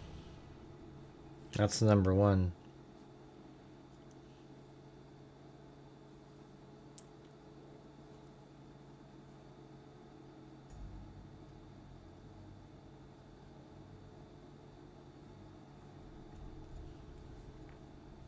Thanks, 7267, clear traffic. 697. Yeah. 1098 and calling party did not want to prosecute. He said he'll call instead if they show back up. Tower. I don't like the way they changed it over here. 712 I'm 10-7 for the remainder. Tower. 620, I'm on Coville 35. If you want to send me the log noise disturbance. 2-4, it's going to be. Engine 4. Respond to shooting victim at 6400 East 15th Street. Unit Cato. Math page 62B. Engine 4. Shooting victim at 6400 East 15th Street. Unit Cato. Math page 62B. 695B, I'll being right there. Advising route. Clear. Engine 4, brush 4 is responding. Engine 4, brush 4 responding. Frank 727, I'll be en route as well. Here, all units responding. There are going to be multiple gunshot victims. We're still hearing shooting on the line. It's going to be at the pavilion. But just anytime you guys hear from these trolls, make sure to send me the screenshot and the video, etc. Okay. But let's try to get if we can get 4 more gifted memberships, we get to the minimum goal. We have many climb parties, and it's difficult to get information. 503, I'm going to be adding you to this as well. Units responding. They're reporting 5 victims. 5 victims. Clear, there's a lot of vehicles, please. Okay, let's go back to this. Engine 4. Respond to shooting victim at 6400 East 15th Street. Unit Cato. Math page 62B. Engine 4. Shooting victim at 6400 East 15th Street. Unit Cato. Math page 62B.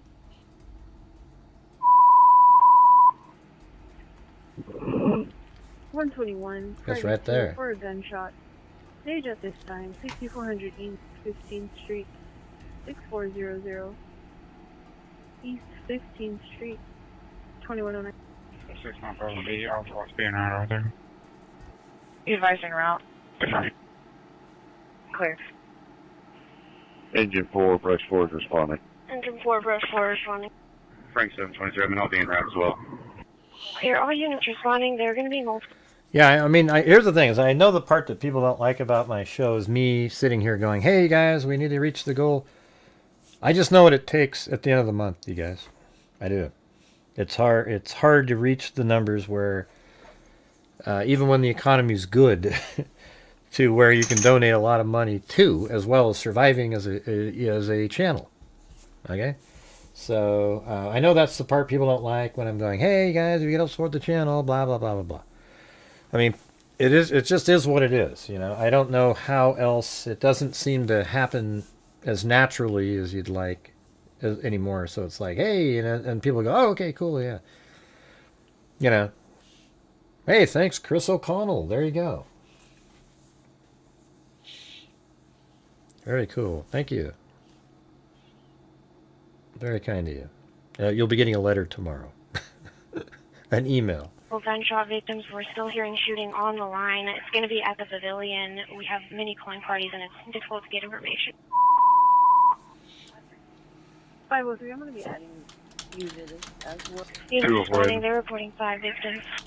X20 is clear, there's a lot of vehicles, please answer. If you get a vehicle description, let me know. Send me that information on my laptop. Show me responding. That is clear. We're trying. Clear. Hey, if we can, just go ahead and shut down the entrance so we get nobody to leave, please. 10-9 left traffic. Hey, Lisa Valenzuela said that her challenge is we get 5 memberships, she'll send 5 coffees. Hey, that's really cool. Thank you. All right, see if we can do it. We need to try to get the entrance shut down. PD on We need to keep as many people there as we can to start getting suspects. Hey, well, Could you repeat that? main priority right now is going to get to the shots fired, though. One victim reportedly in a white Kia at the entrance. I'm trying to make my way in. Well, that was quick. All of the victims Phyllis that we know of Watson. are going to be in the general area. You'll be getting a of the letter pavilion shortly. Right now. Female victim. 697 and I'm 97. Clear. 659. Stand by. 69, go ahead. This is myself 2726 around. Clear. 7 toes back in, go 97. Clear. Have you started as many medical personnel as you got? And, Just the guy. and it's clear. 503, 121. 122, adding you as a second unit. 64 East 15th Street, 6400 East 15th Street. Go ahead and stage with 121 and 503, 213. 29. Engine 5 and Rescue 5. Respond to shooting victim at 6400 East 15th Street. Unit 12. 503, 121. 122, adding you as a second How did they know about this 64 place? East 15th Street, 6400 East 15th Street. Go Any ahead and at-large stage that you with know? 121 and 503, 213. Yeah, let me. Engine 5 and Rescue 5. Respond to shooting victim at 6400 East 15th Street. Unit 12, map page 62B.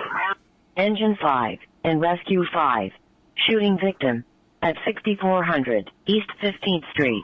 Unit Paddle, map page 62B. 503, 121. Engine 4, plus 4. Billion, one with the gunfire wound to the head. Yeah, go ahead. Here, one with Can you gunshot get wound on to the head scene at to the clear pavilion. you? We're Will you letting give you me a patient number? Engine 4 bar 4. Well, we don't know which have one one it is. officer, It's two officers on scene with patients now. 6400. Well, I think that's actually the address. Bunch of others. Yes, ma'am. Will do. Can you tonight? We've got people here at Air Depot. They say they've got a victim out here also. Clear. We started engine 5. One victim with a gunshot wound to the head still has a pulse and is breathing.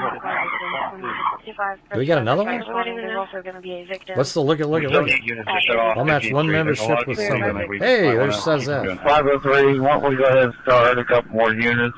Thanks, They're saying 5 Sazette. victims right now. That was very kind of you. Engine 4 at the AMR unit also. Engine 4, can you repeat? 503, be advised, I'm going to try to get mutual aid at this. 503, clear. Go ahead, start another AMR unit also.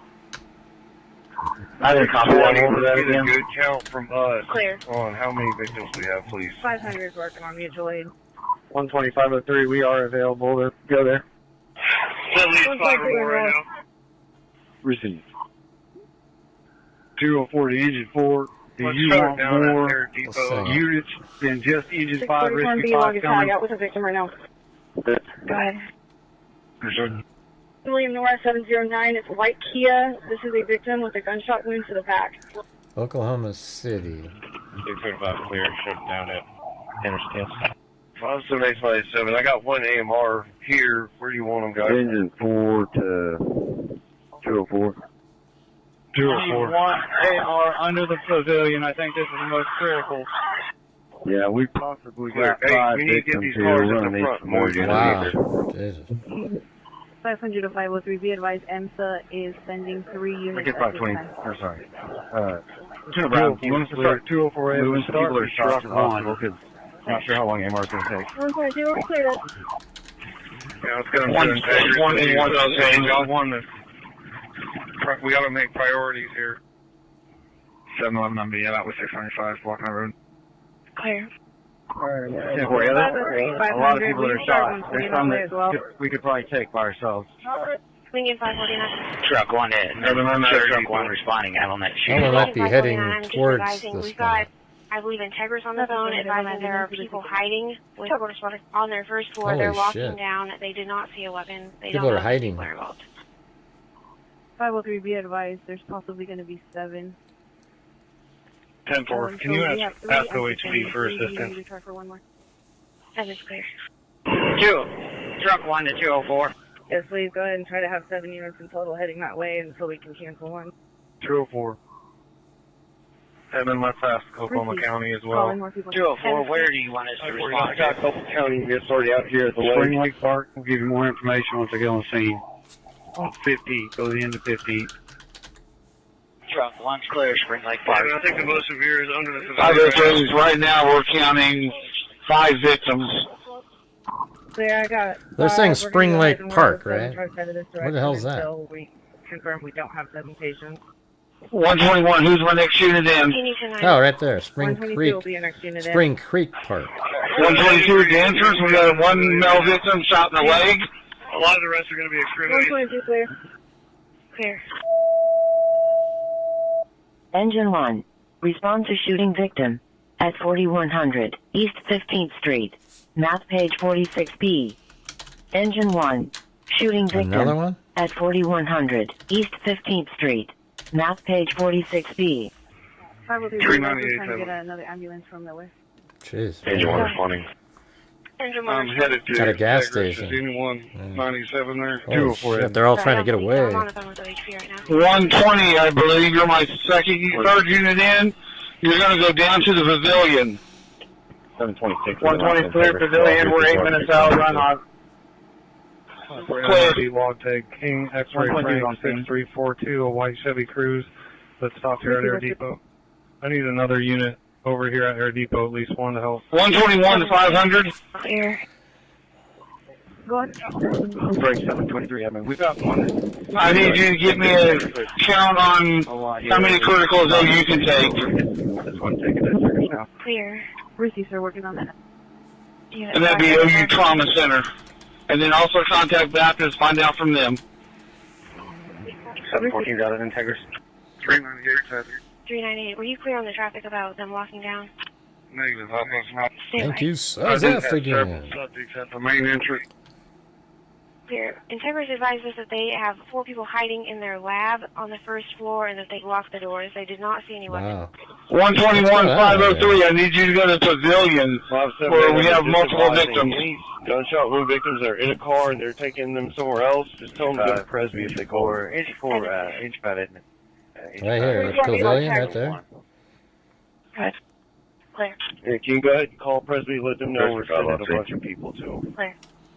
Clear. Rescue 5 on this as well. Level 1. Adam Edward 249 Black Mazda. Gunshot victim leaving. Clear. Engine 4 to engine 5. All units. I need 2 units at Air Depot and 15th Street, please. We've got 2 victims here. One in this white Kia. And one in there's a black car. We're getting ready to take the brush pumper 4 on up in here and see how many more victims we got up in there. 675. Clear. You leave a medic with the key and follow you in, or what? 398, Evan. I got one vehicle here involved. Charles Ida Williams, 578. A maroon Dodge Charger. I would stay out here for now with these 2 victims that we got out here. Yes, this will be a Inch 5 is clear, Inch 5. 549 on B. Clear. We'll have the victims here at the entrance. 725, let's move this vehicle. Clear. Engine 1 Edmond. Engine 1. 398, Evan. This vehicle is going to go to Are you advising the patient possibly left POV? 503 121. Frank 723. I mean, we dropped ours off with AMR. They're taking them to Presby. Go ahead. Clear. Looks like they drove away in a Chevy 398, where you at? no direction of travel. I'm by the main entrance. Clear. We'll check the Yeah, I area. got another truck up here that can take them. He's got a couple friends here that isn't hit, so I think we're going to drive him. Okay. Hey, is our Man, this is victim with crazy. the gunshot wound to the head made it to an ambulance yet? Yeah, She's still breathing. 10-9. Well, the headshot appears to still be breathing, but it's very labored. Truck 1's level 1. Has medical made it there, or we need 521, I'm told there's 2 more down the pavilion with you. Negative. Medical is not with the headshot victim yet. Get her that. Get to their fast. Okay, they're coming down. Truck 1. She's still directly under the 503, that was meant for you. This is from, like, not too long ago. Clear, we just got through all the traffic. We're headed that way now. We're just getting caught up here. You got fire and AMR coming to you right now. There's one medical. 121 on scene. We're passing the engines now. You're hard to 24, you read. guys, one victim, what? Medical saying they have a unit. 120. I need you to go to the pavilion. I don't know. Hey, I got a 5 for 5 challenge in there, you guys. If you want to do mine, I'll donate 5 if you get 5. There's another victim in a white Buick. He's going to be the last car in line. Follow everybody else down there. Truck 1's clear, white Buick. 121 to 503. Go ahead, 503. I'm turning incident command over to you. I'm going to leave our scene with 120. We both should be going to OU. It's in Edmond, Oklahoma. As far as people hiding in the lab, are you just saying that that's employees or possible suspects? What's my ETA on the MC unit? Standby 503. Call in. Man, every time I do a challenge, it just goes. 503, 120, heading down your way now. There now. Go ahead. We're unable to locate the victim over here at OnQ.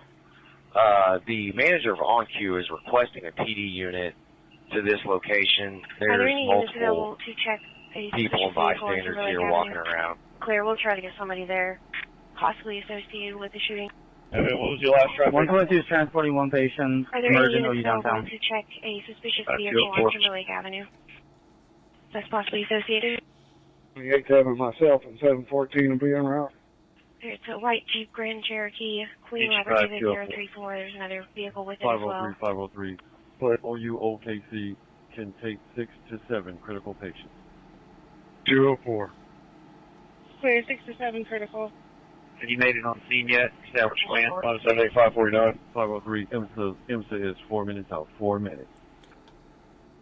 I'm doing that right now as we're talking. I'm coming to your location. We're going to establish command. I'm going to have Rescue 5 officers. My staging officer. I have 2 Rescue 5 personnel with me. Now, so 503, be advised, Integris Baptist can take 5.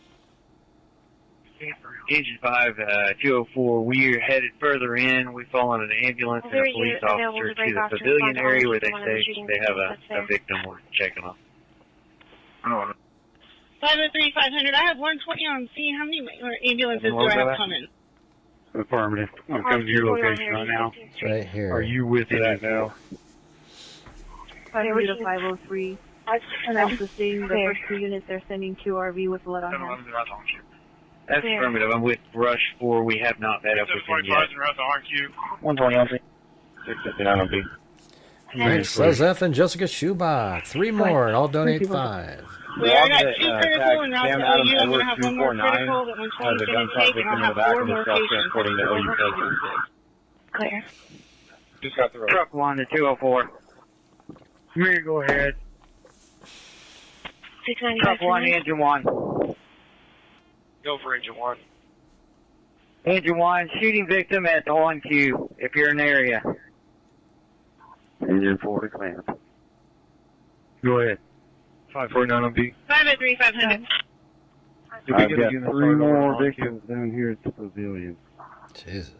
Clear. Clear on 3 more. So maybe that's where it was. down Like there was there, a party down here at the pavilion. 1 critical. OHP just showed up out here. They're sending the next unit to OnQ for that And then victim, engine so we'll work on trying to get And everybody pulled then, over. as they're coming out, 503, 500. Are you back now to the OnQ? I have that caller on the line trying to get some help for her friend who was shot in the leg. 503, go ahead. Have all responding units come to the C pavilion when they arrive? well, there's That's another affirmative. pavilion We over can, here. Head That's back over to not OnQ. Can you respond to a PD officer over there? We're So going to here's one stage here, until we too. can get a PD officer on scene. Hey, firm, we have 2 en route. Risky 503, I'll lift it. Command to truck 1. Truck 1. 578, 121 to 503. On your way in, you're going to come across a white Volkswagen supposed to have multiple shot victims in it. 204 clear. They just passed us. They've already got tourniquets on them. 121, 503. Go ahead for 503. Oh, what a chaotic situation. We've got enough of us there. Be advised, one of the victims that left the scene is now the OnQ. Yes, OnQ. 711 on B9, 7 on Q. Cover. Engine 1. Victim is conscious and breathing, but they are in and out of it, starting to have seizures. Unit 12, let me show me 10 around. Hey, freaks, if we can get 3 more gifted memberships, I'll donate the 5, and we'll call it good, I guess. All right, see if we can do it. Unit 12, can you 10-9? I'm 10-8, I'll be en route to the lake. 7 square. 6757 1197 at OnQ. Okay. Staging command, you got 2 ambulance units coming down to you from IMSA. Units inside the park, I got 2 IMSA buses coming in now for more victims. We're clear. 3 IMSA 503, ambulances. 500. 503, go ahead. How far is the Q&A with black? Go ahead. Staging command, check that. You got 3 units coming down to you. 4 gunshot victims in me. I mean, vehicle needs an escort. Can you guys hear that? Unit right Well, behind me, met 50 from Timberlake. 3 engine 1's on scene at OnQ. Do you want to see that on Q? it comes out of left and right. Car with 4 victims in its hospital. Engine 1 admin, can you make sure we have an ambulance running hot over to RQ. Clear 44, and then if we have the 4 gunshot victims, just medical advice where they want us to leave them. What hospital has availability? Truck 1, let's get that ambulance past you. Oh, that's cool. You know what I could do is put this Clear, over I'm here. seeing. I'm gonna have that one with blood getting this in 806. We haven't been in contact with medical standby. You advise you need to know where you want them, where they want you to leave them. Where they have availability for 4 victims. Where's he? 1022, we'll just take them to Integris, it's the closest. And it's clear. 676 on B, I'm 10-8. Where do you need me? Stand by.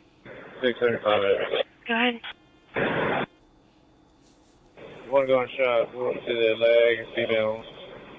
Fire. 120, we're working on access for you. Clear. 120, copy. 806, I'm gonna have you pulled to the front, we're waiting on that QR to pull us with blood. 398 tap. Edmond, this vehicle on Timberlake is uninvolved. Evan's clear. Unit 12. Go ahead. We've got additional units that are working their way in. When they go tonight, just to find them where you need them. If not, just keep them in town for a call. Clear. 503, That's pretty cool, isn't it? Look at that. 503, go ahead. Be advised, incident on scene, supervisors in 120 with blood. Signal Bradbury. Can you assist Integris at 4801 Integris Parkway, 4801 Integris Parkway? They're requesting assistance as their waiting room is overrun and people are not cooperating. Number 539 Devon on B. 539 Devon, you show me 10-8 in service. Staging command. That is clear. Go ahead. 67697. 578 over. Clear. We got another Miller ambulance here. Came up to You me need and them said down they there. got suspect info as black male, black tank top, and dreads. Is that accurate? 678 on B. That's the only suspect information we've gotten so far. Okay. You can show me 10-8 for calls. Clear. 539. Edmond 2539B. Major 1, Edmond. Hey, Chris O'Connell, thank you very much Anyone? for your Do you have support an tonight. ETA on the ambulance? Standby 539 on B. Go ahead, 539 on B. 578 over. Are you tonight? Hey, firm. Go ahead. Do we still have any officers at Integris dealing with that situation there? Can you start for domestic 730 Stone Cross Circle, 730 Stone Cross Circle, District 4, calling parties of passerby, advising that there is a male screaming at a female, unknown weapons, unknown 88. Clear, Cobell, Sunfay. Clear. 120 to 5, 120 be transporting emergency to OU downtown. Oh, you should be on site at 4100 East 15. They're going to take care of her. 678 down for French. Clear. With 1 fire rider. Clear. 578. It looks like 676 is out there and Frank 725 is out there. I believe he took some victims. 10-4. I just want to make sure Integris isn't on lockdown anymore. If they are, what they need from us to get them opened up. 644. Lincoln 341 OD. Go ahead. I'm 10-8 to help manage in town for calls for service. I've got a bunch of SWAT guys. 500 to any admin available units. Do you have anybody that can go to the 4100 East 15th Street for on cue? 578. I mean, did we get direction of travel on suspect or any kind of other information on the vehicle? It's going to be in regards to the GSW. 10-4. I'll advise all of it. Go to B. Clear, thank you. Unit 12578. 697 on B. Go ahead. I'll capture that unit to 4100. Just advising, we're going way past the pavilion. We got witnesses over here saying they saw the whole thing. See, sir, thank you. Clear. Clear. Major 1 Echo's clear. Go ahead. 578. But I know you're busy. We're Call me when you transporting can. one patient with OHP. We're sending one rider to Presby. You advised you're transporting with OHP? 678 on B. That's affirmative. We're transporting one patient with OHP to Presby. We're sending a rider. 97 on Nimrod. I'll take this real quick. Command Clear, Engine 1. 603 Nimrod Road, 603 Nimrod Road, check residence, District 1. And Go for Engine 1. calling party is a third party. I wouldn't even want to fly there. Did you advise you're canceling ambulance? Yes, sir. You're leaving, correct? That's correct. Clear. 578. Blackmail. Hey, white Fritz, male. if we can get 3 more gifted memberships, Blackmail, white we'll male. reach White my had ski challenge. masks on. White male had red shorts on. They were both the shooters. Edmond's clear. Suspects are in a black SUV, possibly a Tahoe type SUV. Clear black SUV, possibly Tahoe. 503, 500. Witness that we were supposed to make contact. Is there another shooting victim holding it on queue? Can you 10-9 the last part of your traffic? You're covered by wind. 503, that's The witness was supposed to make contact. originally 429 is still they were taking going to it send up, someone, sir. but now they need somebody to the on queue. Clear. Another possible related suspect vehicle could be a red Dodge car, older Clear. It model. looks like I could have an extra IMSA unit here. Clear, Other patients have left Dodge car, POV, older so model. I'm going to try to see if I can't get them to go over there. Receive. Black SUV had a red tag, possibly Oklahoma tag. Clear, red tag for the black SUV. Engine 1 command. What's that address? Command. Sunday night's kind of a weird night to have a party, though, isn't it? Cover. We have one rider going to Presby via highway patrol car. We are down a medic, but we are done here at on queue. Command's clear. We're going to get somebody out of the way as soon as we can. Can you repeat? Clear, you guys go back in service. Call if you need assistance with a paramedic. Engine 1's clear. Edmond Dispatch, this is Yeah, AMR give it a Dispatch. shot. AMR dispatch, go ahead. Go ahead. Receive. I'm just trying to confirm. Do we need to send a medic to on queue, or were they disregarded? Is there somebody else still at tank? That medic is disregarded. This is clear. Negative, you're the only supervisor in town. Receive, command. Receive, command. Thank you. 500, 503, be advised you can disregard that extra IMSA unit heading to on queue. 677 on 98 back from my domestic. Clear. Engine 1, Edmund. Go ahead. Okay, now it's on to The the... medic is disregarded. This is clear. Negative, you're the only supervisor in town. Receive, command. Receive, command. Thank you. 500, 503, be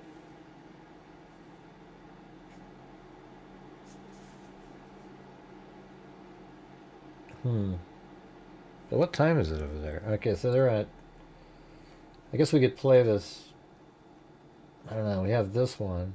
The medic is disregarded. This is clear. Negative, you're the only supervisor in town. Receive, command. I Receive, figured command. nobody Thank was you. going to do the other three, so I just 500, did it. 503, be advised you can disregard that extra IMSA unit heading to on queue. 677 on 98 back from my domestic. Clear. Engine 1, Edmund. Go ahead. Engine 1's back in service. Yeah, Edmund, I'm en route to that call. Edmond's clear. 549 to any unit over at the hospital.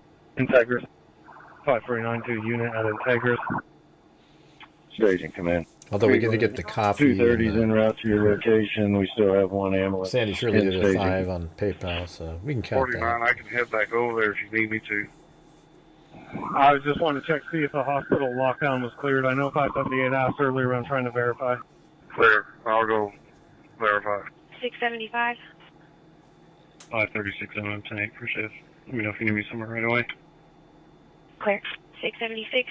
Clear. Send 230 on down. I'll face to face with him. 6-5, maybe. Go ahead. I'm 10-8 held up. Clear. 125, what's your 20? 611 Edmond OK, same traffic. Clear. Staging command. We've got a What's your 20? IMSA and Miller unit now in staging. I'm on same traffic. Clear. Command's clear. Stand by one. No, I'll be getting that by. Edmond 611. 644, can you confirm if the hospital is no longer in lockdown? Good. 1022, HB coming. I know they're not in lockdown. We have right now all of these victims in the ER getting treated right now. Right now we're trying to calm the way from them. Edmond's clear. 549, are you clear? Staging's clear. Squad 2. Respond to lift assist. At 25, Creekview Drive. Math page 13C. Squad 2. Lift assist. At 25, Creekview Drive. Math page 13C. 714 to 549. Go ahead. We got a witness saying that he saw more than 3 people take off northeast of the wooded area. I'll be checking it out with 696. Clear, do you want more units? Squad 2, please. Squad 2, responding. Lincoln 549. 46 on B. Go ahead. 549. Command staging. A from 714 is trying to reach you, and also 644 confirmed the hospital is no longer in lockdown. Go ahead. Just be advised on 110-8 from 10-4-9-3. Firewise. 10-4, thank you. I'll apologize. Clear, thank you. 549 to 695. You got me. Clear, thank you. Edmond 658 on B. Hey, we're blocking traffic, checking all cars at Air Depot. You guys can clear off of that. If you go drift towards center of town, see what everyone who's up where you're at. Your personnel to you. Go ahead, check probably. Clear, thank you. Yeah, we'll need help clearing other calls. Can you 1019 receive info? 714 549. 2-4. Edmond Squad 2. 578 549. Clear. Squad 2. Patient is an 83-year-old. Go ahead, 549. Yeah, I need you to stop. There should be a white Oldsmobile in line that you got stopped towards the back. If you can try to find that, it's 4 occupants. I need to talk to them further. 10-4, a white Oldsmobile. Yeah, it's an older, beat-up Oldsmobile. 10-4. HF5 man, HF5, 714 Lincoln 578. Engine 5, fresh 5 available. 6-5, Edmond Vision 87. Clear. Truck 1 to command. 341 to Lieutenant Brown. Just be advised that we have a group of people, 10-8, in town. If you need your people to stay out there, we've got it in here. Command's clear, thank you. 10-4, thank you. If you can just call into dispatch to check our volume. Truck 1 to Edmond. Already on it. I just heard you telling people to come back to town. We've got it. Edmond clear. Frank 723, we dropped off our patient at Presby. We're backing around to the city. Just a lot of people shot. That's about it. Show me available for calls in town. I don't think they're going to put helicopters out there. Who would want to be shot at up there? Yeah. Cover. 539 also. Clear. 4-1 tonight. Cover. 572 units at the pavilion. 693, go ahead. Hey, how many, do we have any more gunshot victims that need to be transported? I don't think so, but stand by one and I'll check. Okay, yeah, if we can get a couple guys to do a sweep, make sure we have nobody else that's needing to be transported. I got another bus coming in to you guys possibly. Click. 2578, we do not need any more buses down here. All medical personnel's heading out. We've just got officers trying to secure what we can. Yeah, if we can start getting some witnesses with information, if we have anybody, hold them, and I've got 534 coming in, he's going to need to talk to him. 539, Edmond, we're 98, negative contact. Clear. 10-4. We've just got people over here, but not many of them are forthcoming with a bunch of information. Yo, make sure they understand we got like 15 gunshot victims out here. 5 for Edmond tonight. Cover. Edmond 536 on B. Covalent Broadway. Can you check a suspicious subject, 1400 East 2nd Street, 1400 East 2nd Street, District 4, Walgreens. Crime Party is advising there is a approximate 6'3" long male with long hair and a ponytail. He's acting off, standing in front of his car, wearing jeans, a zip-up hoodie, and a colorful t-shirt. 10-4. 503, 500. 6-4, I'm running for Clear. Edmond, can you put out the suspect descriptions and vehicle again? Will you have all units call me before they leave? I'm at 2nd and Coltrane. Clear. 6-4, clear today. Edmond clear. It's going to be a black SUV with a red tag. All possibly units Tahoe, possibly also a red Dodge older model car. The shooters are going to be I apologize. black Sorry, units 120, 121, 122. The white male had red shorts on. 10-4, thank you. 578, Edmond. Go ahead. Now, I know you guys are busy up there, but if you get the chance, start reviewing traffic cameras at 15th and West Frontage and East Frontage, see if we can't see vehicles matching that description, leaving at a high rate of speed. Thank you. 578, Edmond. Go ahead. Now, I know you guys are busy up there, but if you get the chance, start reviewing traffic cameras at 15th and West Frontage and East Frontage, see if we can't see vehicles matching that description, leaving at a high rate of speed. And we're looking now. 578, 549. Go ahead. Hey, I think troopers told me, but did you guys find that Oldsmobile? Not yet. We're still working through the line, but we have not seen it. Okay, yeah, I think the trooper said it was contained in that line, but like I said, I need those for 534. 10-4. 6 for me. Go ahead. I can take that suspicious subject that OHB is on. Clear, show you en route. Go on 97. Clear. Squad to patient. Squad to patient. 536. I'm just getting caught up. Are there any outstanding suspects from this I need to be looking out for on any of these calls? Stand by. Yeah, Kevin, I'm 97 in the area on 15. Edmond's clear. Unit 6, Edmond. Same traffic. Edmond's clear. 536. We have no suspects in custody.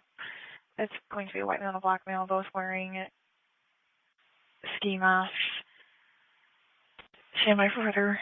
They put out just a black, like, Tahoe SUV and some kind of red SUV, is all we know. Clear, and it looks like the white male had red shorts on. 578-341 on B. Go ahead. Go ahead. They sir, black, possible Tahoe with tag, black male shooter, wearing a ski mask, black tank top, dreads, white male shooter, ski mask, red shorts on. The other vehicle that's possibly associated is a older model Dodge car, not SUV. Copy. Thank you. 714 to 578. I've got a red Charger with bullet holes in it at Integra. Yeah, let's secure that. Hold on, what we got there. I don't know if it's going to be associated with bullet holes in it. Well, I mean, as far as suspect. But yeah, try to figure out who owns it and just hold what you got there. 539, Edmond. Possibly, yeah, I don't even know you, Edmond. 10. Force, Paranormal, being brought to back. Clear. 714, 711 on B. Frank 725, Edmond. Go ahead. Go ahead. I don't know if I got out, but I diverted to Integra's ER on I-35 out here. Clear. 714 to 725 is 711 by you. Where are you guys in the parking lot in Integra? I'm by the main entrance with the red Charger. 539, Edmond. Good. 98, just truck driver. He parked behind Lowe's. He's just walking to get something to eat. 10. 6 is 4 on B. She's on her way to me. 10. 619. We're about 97 back in the city from Presby. Was there any other officers at Presby? Negative. They just dropped off 2 other shooting victims. Do you want us to hang out there? Yeah, please, if you can turn around and just stay there so we have a presence there. And that way detectives can meet us. If you can, any victims that can talk, let's get them to start talking and see if we can get some more info.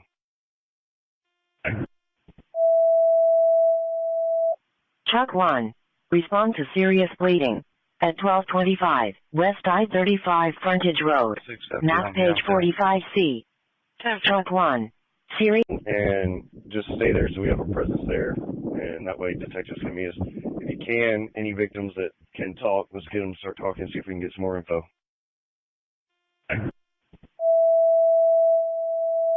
Truck 1. Respond to serious bleeding. At 1225 West I-35 Frontage Road. Map page 45C. Truck 1. Serious bleeding.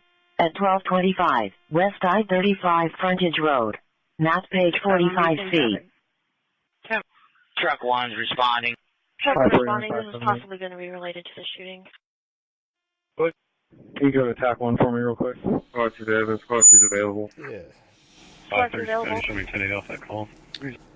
Truck 1's clear on information. Truck 1's going to be moving over to fire round 1. Truck 1 on fire round 1. Staging command. Command. Rescue 5's got their personnel back. Our equipment's set. You want us to go back in service? That's affirmative. Thank you. Rescue 5. Rescue 5 clear. Truck 1, Edmond. Rescue 5, you're available. You're advising you're available. Sounds like there's just a ton of victims. We're almost up there. We contacted that Oldsmobile on the way up, and we have 2 detained out of that car. Truck 1, Edmond. Edmond, go ahead. 6-5, Go ahead. Truck. Edmond, did they give us a location of the patient? 298, as long has been returned. 10-4. Possibly going to be walking outside of the grocery doors. 663 578. Truck 1's clear. Do we have a PD unit responding with us? Good. Negative, we'll get them We've got started. that white Oldsmobile stop. We've got 2 detained. What would you want me to do with them? If Truck you 1 guys clear. can actually bring them up here or essentially follow them up here and meet me at the front, and then I'll have you guys kind of stand here with any witnesses that come. What's your 20? I'm at the entrance to the park. Clear. We're down at 15th and Air Depot. Hey, 663, actually, if you want to take them, go all the way down to Spring Creek, that big parking lot down there, and we'll send all witnesses that have good information down there. 10-4. 549 and 578, I'm clear on that. We'll send witnesses all the way I'm to Spring just a little Creek bit Park. behind. I'm just listening to all of it Yeah, again. perfect. Just make sure I get an officer down there before we send anybody. 663, if that can be you guys. 10-4, we'll take these two, have them go down to Spring Creek Park, and we'll be stationed there. I've got an OCPD unit up here. He can assist with scene security with witnesses at Spring Creek. Do you want it by the This boat is dock? probably, I don't know. No, just right inside the park, right in the front. There Truck should be line. a giant parking lot there still. We're getting a PD unit en route. They're advising that it's possibly a male and a female. 617, Can you bring that to Walmart, West I-35 frontage road? Possibly serious bleeding from the blood, possible gunshot wound. There's a black male. Inside the park, right in the front. There should be a giant parking lot there still. We're getting a PD unit en route. They're advising that it's possibly a male and a female. 617, can you bring that to Walmart, West I-35 frontage road? Possibly serious bleeding from the blood, possible gunshot wound. There's a black male. Clear. I wonder if that's a- Now in the clothing section, covered in They were blood. involved in the shooting. En route from 2nd 935. 398 will be en route to back 15 from Burn. 500 to 503. Unit 6 to 578. 373 on beat. In Oklahoma. Yes. Edmond, Oklahoma. Are you at the gate? Yes, sir, I'm walking up to you now. Just heard what sounded like gunshots somewhere around 30, 35, 35 area. Clear possible gunshots, 33rd, 935. 6 is 4, start that way, 9th at the boulevard. 10-4. Or small, so. 617, 398. They initially ran into the bathroom. They're now walking through the store. Last seen walking towards the grocery side. It's going to be a black male with a white tank top, gray shorts, and a black female with jean shorts and a gray hoodie. Clear. 97. Clear. There's also going to be another subject, black male, white shirt, gray sweatpants. 6 truck 1 on scene. Hey. Truck 1 to Edmond. Did you have traffic? Hey, from advising Palford EMS is en route. There. Truck 1. Truck 1. I have an officer out with him now. Do you see him? Truck 1 to Edmond. Truck 1. Truck 1, you are, excuse me, Edmond, you can cancel Pafford. Nobody. I'll give Pafford a call. One Edmond on beyond 97. Truck 1's available. Return primary channel. 445, 97. I'm moving it to the... 6-5, it will be.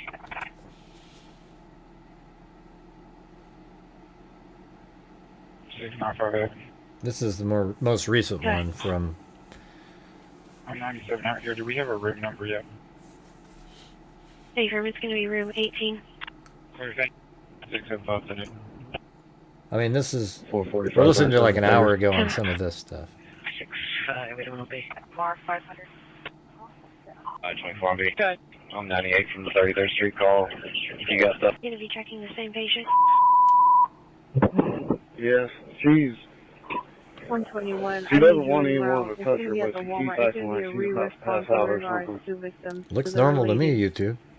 1225 West I-35, 1225 West I-35, 20. Engine 1. Respond to check patient. At 1225 West I-35 Frontage Road. Math page 45C. 1. Check patient. At 1225 West I-35 Frontage Road. You're Math still page doing that again? 45C. They were just... Truck 1 to Edmond. Show Truck 1 responding on that call. Clear. Engine 1, are you clear? That was a long Truck time 1, you ago. can cancel for a PD. Truck 1's clear. Truck 1 available. 659 to 663. Go ahead. Call me, please. Just a second. I don't know if they have, like, if it's live anymore. It's sort of a strange...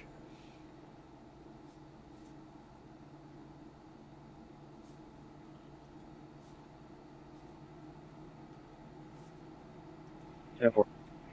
623 Evan. Good. 97 at Spring Creek. Ending at 6. 695. Good. I'm 97 out here. Do we have a room number yet? Hey, it's going to be room 18. What do you think? 675 today. 2. 549 to 341 on B. Go ahead. Hey, it was just reported to me that OHP's had to turn several people around that may be family members, like we discussed. So there should be at least a number in the Walmart parking lot if we could send a 10-8 unit over there to stand by with them. Cancel. I'll get a Martinez down there. Force. We're going to be on here at Walmart right now in the parking lot. 10-4. Has anybody showed up over there? Negative. Clear. If we have people showing up, I don't know. Can you go to TAC 1 real quick? 6, I think they that was 461. I'll say 620. Hey, who was that walked with that one lady? Was that 661 and somebody else? Affirm.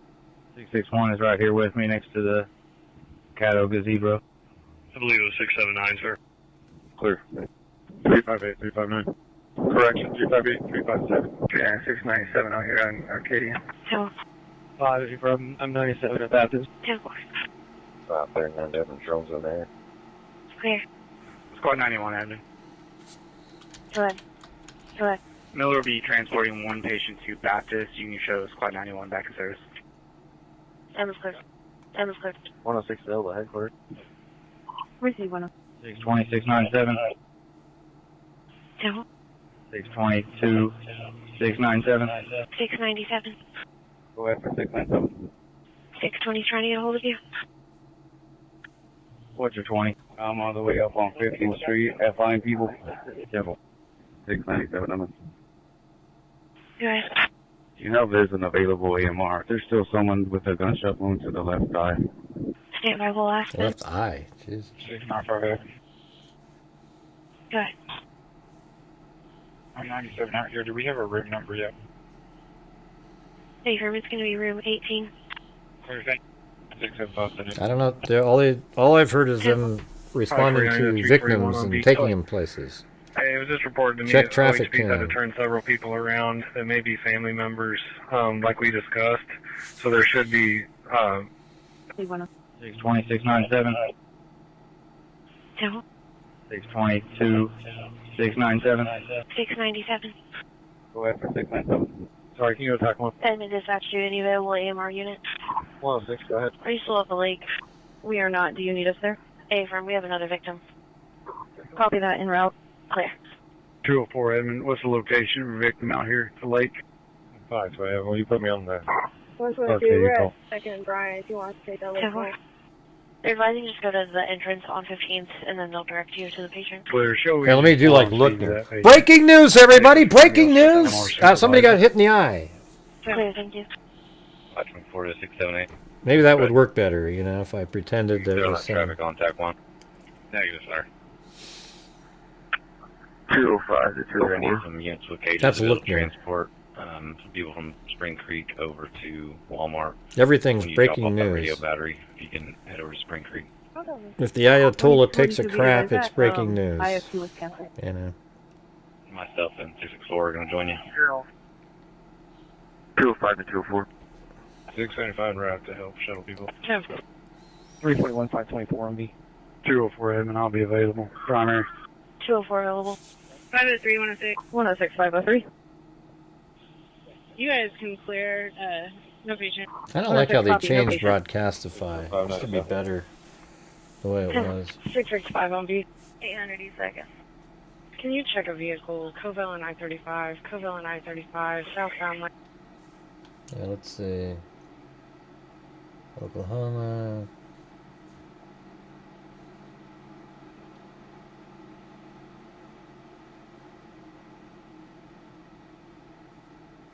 Let's see.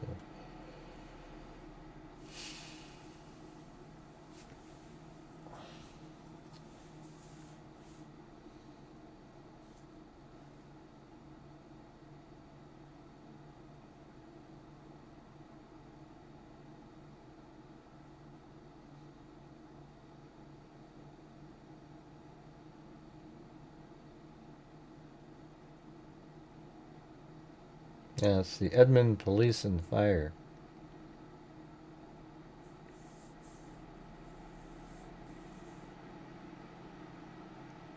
That's by county. And this is the one. I guess that's live. But see, the recorded ones, they cut out all the garbage. You're just listening.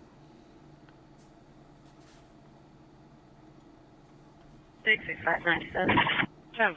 All right, there we go. So that's sort of similar. 611 Edmond, myself, and Lincoln 52497 Front Grove. 10-4, we're trying to get a unit number now.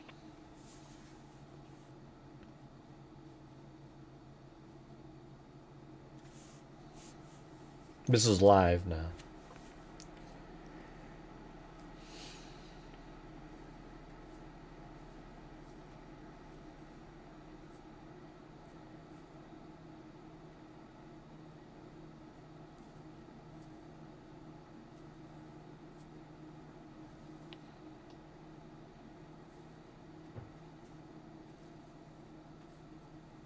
Hmm.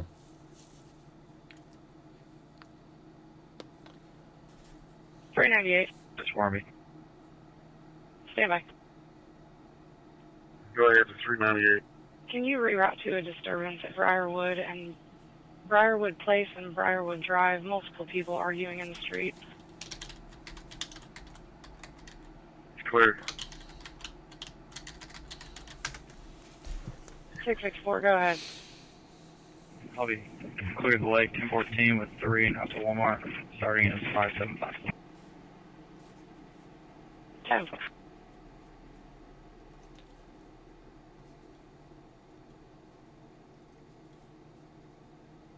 Six seven five. Go ahead. So we're out here investigating a shooting this evening that occurred at approximately 9 o'clock. There's a party at Lake Arcadia. Edmond Police, along with Oklahoma Highway Patrol and Oklahoma City Police, responded to find multiple victims. I can confirm that we have transported 10 to area metro hospitals in various conditions. I do not have an update on those conditions at this time. However, there will be more victim numbers coming in, as some did take their own personal vehicles to the hospital.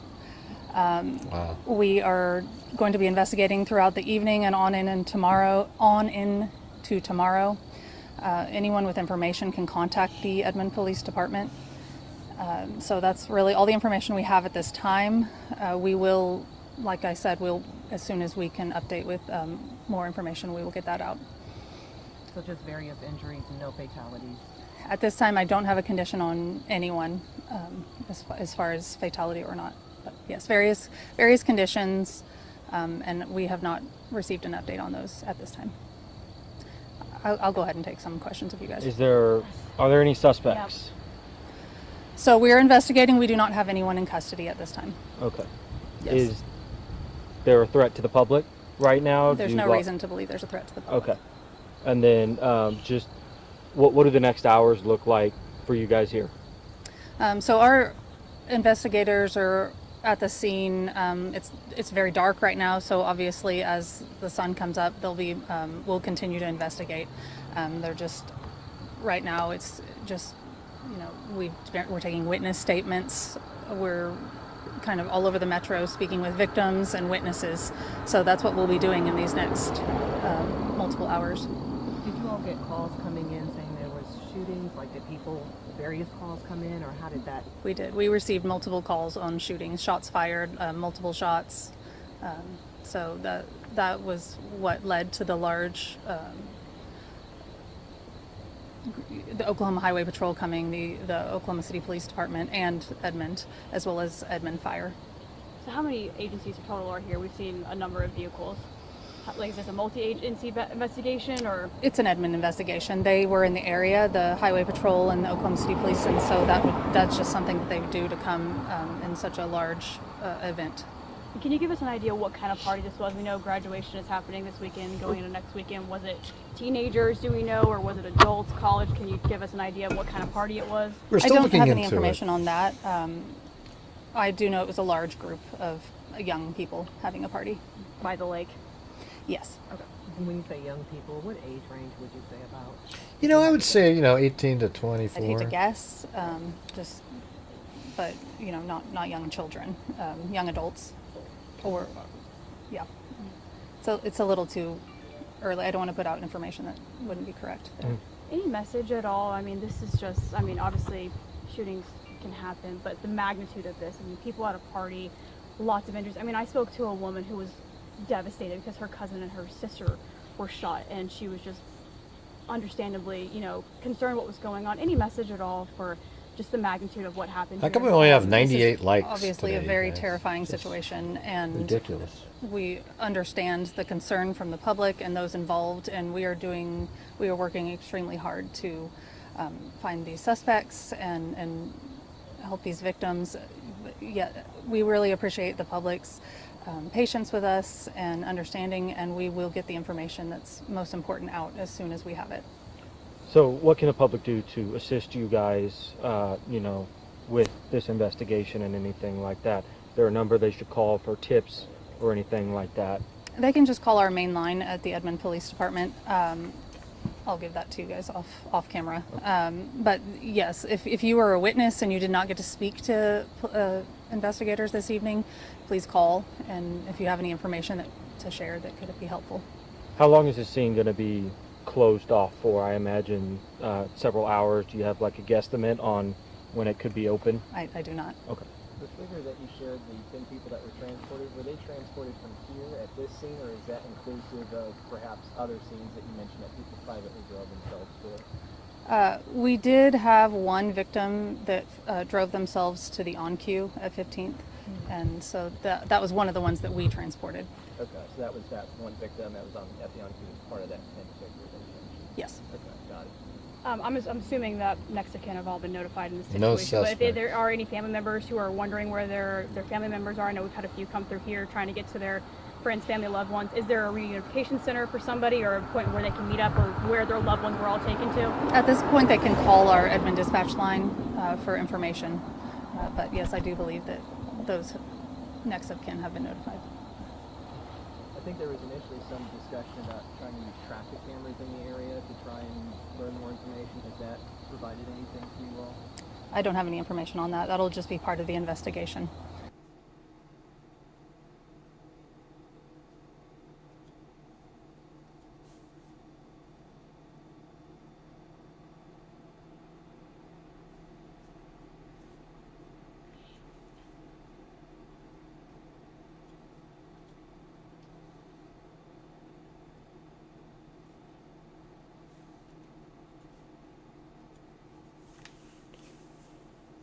This is 53 minutes ago. At least 15 people have reportedly been wounded in a mass shooting at a campground near Arcadia. See, that I bet you it's going to work like this. That it wasn't like there was a shootout between two rival. I think what it was two people showed up, maybe with masks on, and just started shooting people.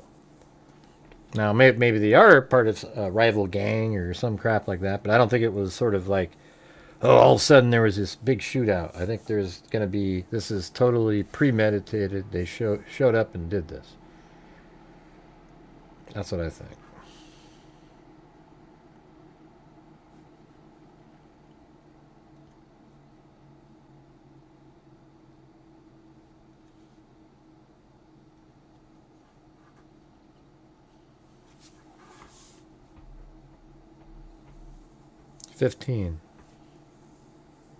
Well, casualties just mean, either deaths or wounded. Doesn't mean they're dead.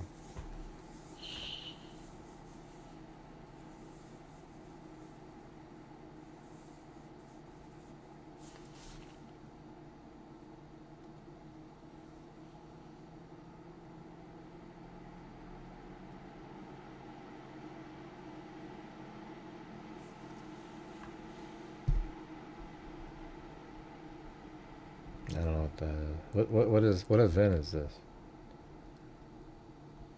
No, it's like somewhere else.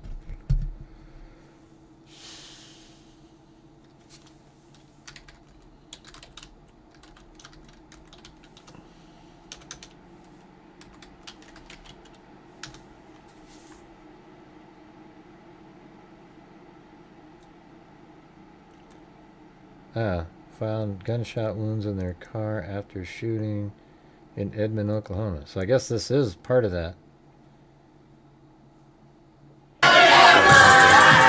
Just like Is this what was going on there? Before the mass shooting?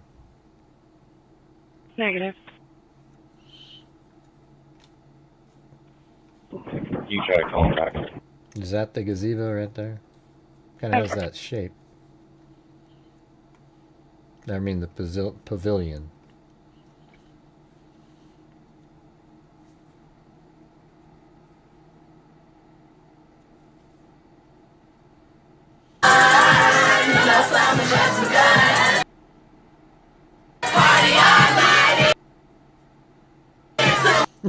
Jesus.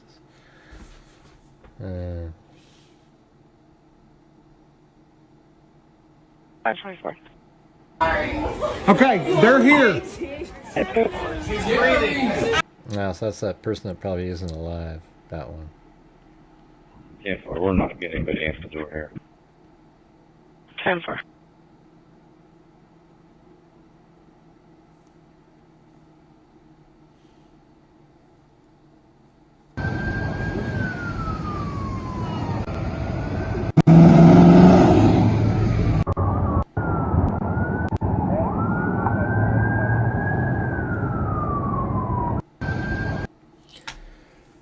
Anyways.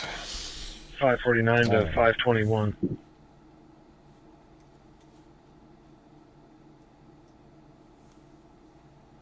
Go ahead. Guess we'll wake up in the morning and get all the updated information. You meet me on TAC 1 real quick. I don't know who it was. It seemed like it was a big party, and then somebody showed up and shot everybody. So I don't know what that is.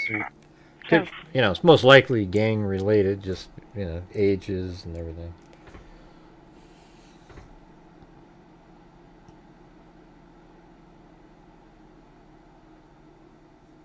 $6.59. No, I think I'm calling tonight, you guys.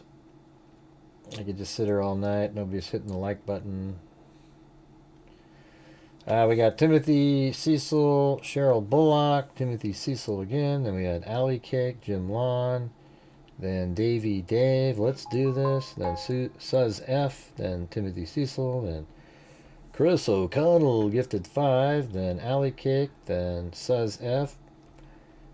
And then Allie Cake. Then Richard Watts, then Chris O'Connell with a cat eye donation. Then we had Suz F, then Chris O'Connell, then Chris O'Connell gifted 5, then Jim Lawn, Allie Cake, Phyllis Watson gifted 5, then Chris O'Connell. She gifted 10 in a row there.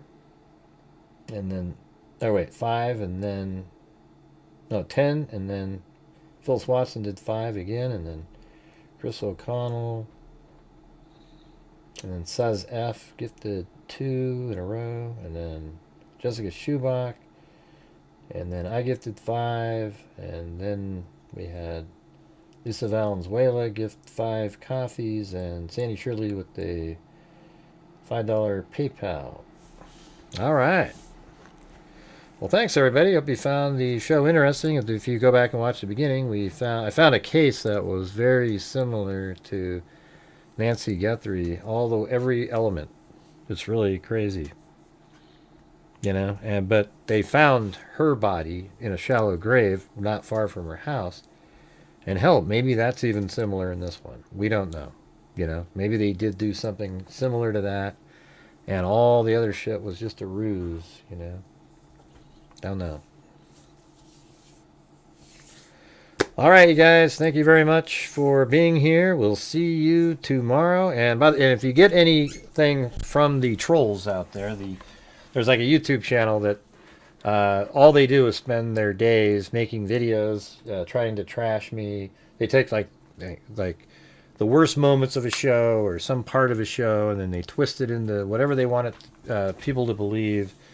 And they're just psychopaths, all right? So if you get any of that, make sure to send it to me with all of the information so I can keep storing it for future use, all right? So thank you all for watching tonight. Put out some positive vibes for these people in Edmond, Oklahoma. I mean, what a nightmare. Just people partying, and somebody comes up and shoots them. 15 people already having problems. Yeah, so if you get any troll emails, forward them to me. Okay? Or if you're communicated in any way, if they contact your work, if they contact, which they actually have done. So right now, Lisa Belson's been emailed personally, and they emailed her work. All right, so if you guys can, and then Marty's Bar and Grill, he's been communicated with, and it's just, these people are freaking nuts, man. They're embarrassments of mankind. So anyways, thank you guys. We'll see you guys tomorrow. And as I always say, until next time. Oh, by the way, thanks everybody for helping tonight. People who did and reaching the goals 2 nights in a row. Yeah, we're still short, on the month because of the first night. That's how, you just got to always keep up the pace. You can have a bad night, but not one like that. That night was like literally as if we didn't even do a show at all. So, anyways, thank you guys very much. We'll see you tomorrow. And as I always say, until next time, be safe out there. And a 1 and a 2 and a 3 and a 4 and a 5. Oh, that's not what I was going to do. I was going to do this one. Yeah, I've been doing this. I like this one. We haven't heard that one in a while, but I like this one better.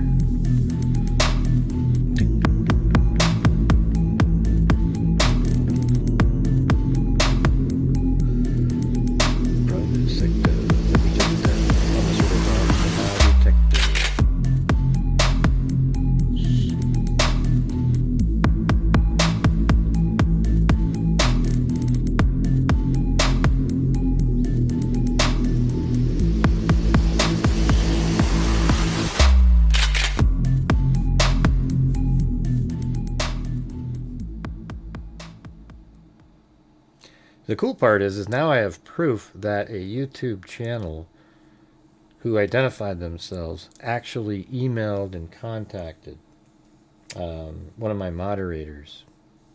That's amazing to have that. Oh, they blew it. Yeah, they blew it. All right, thanks everybody. See you later.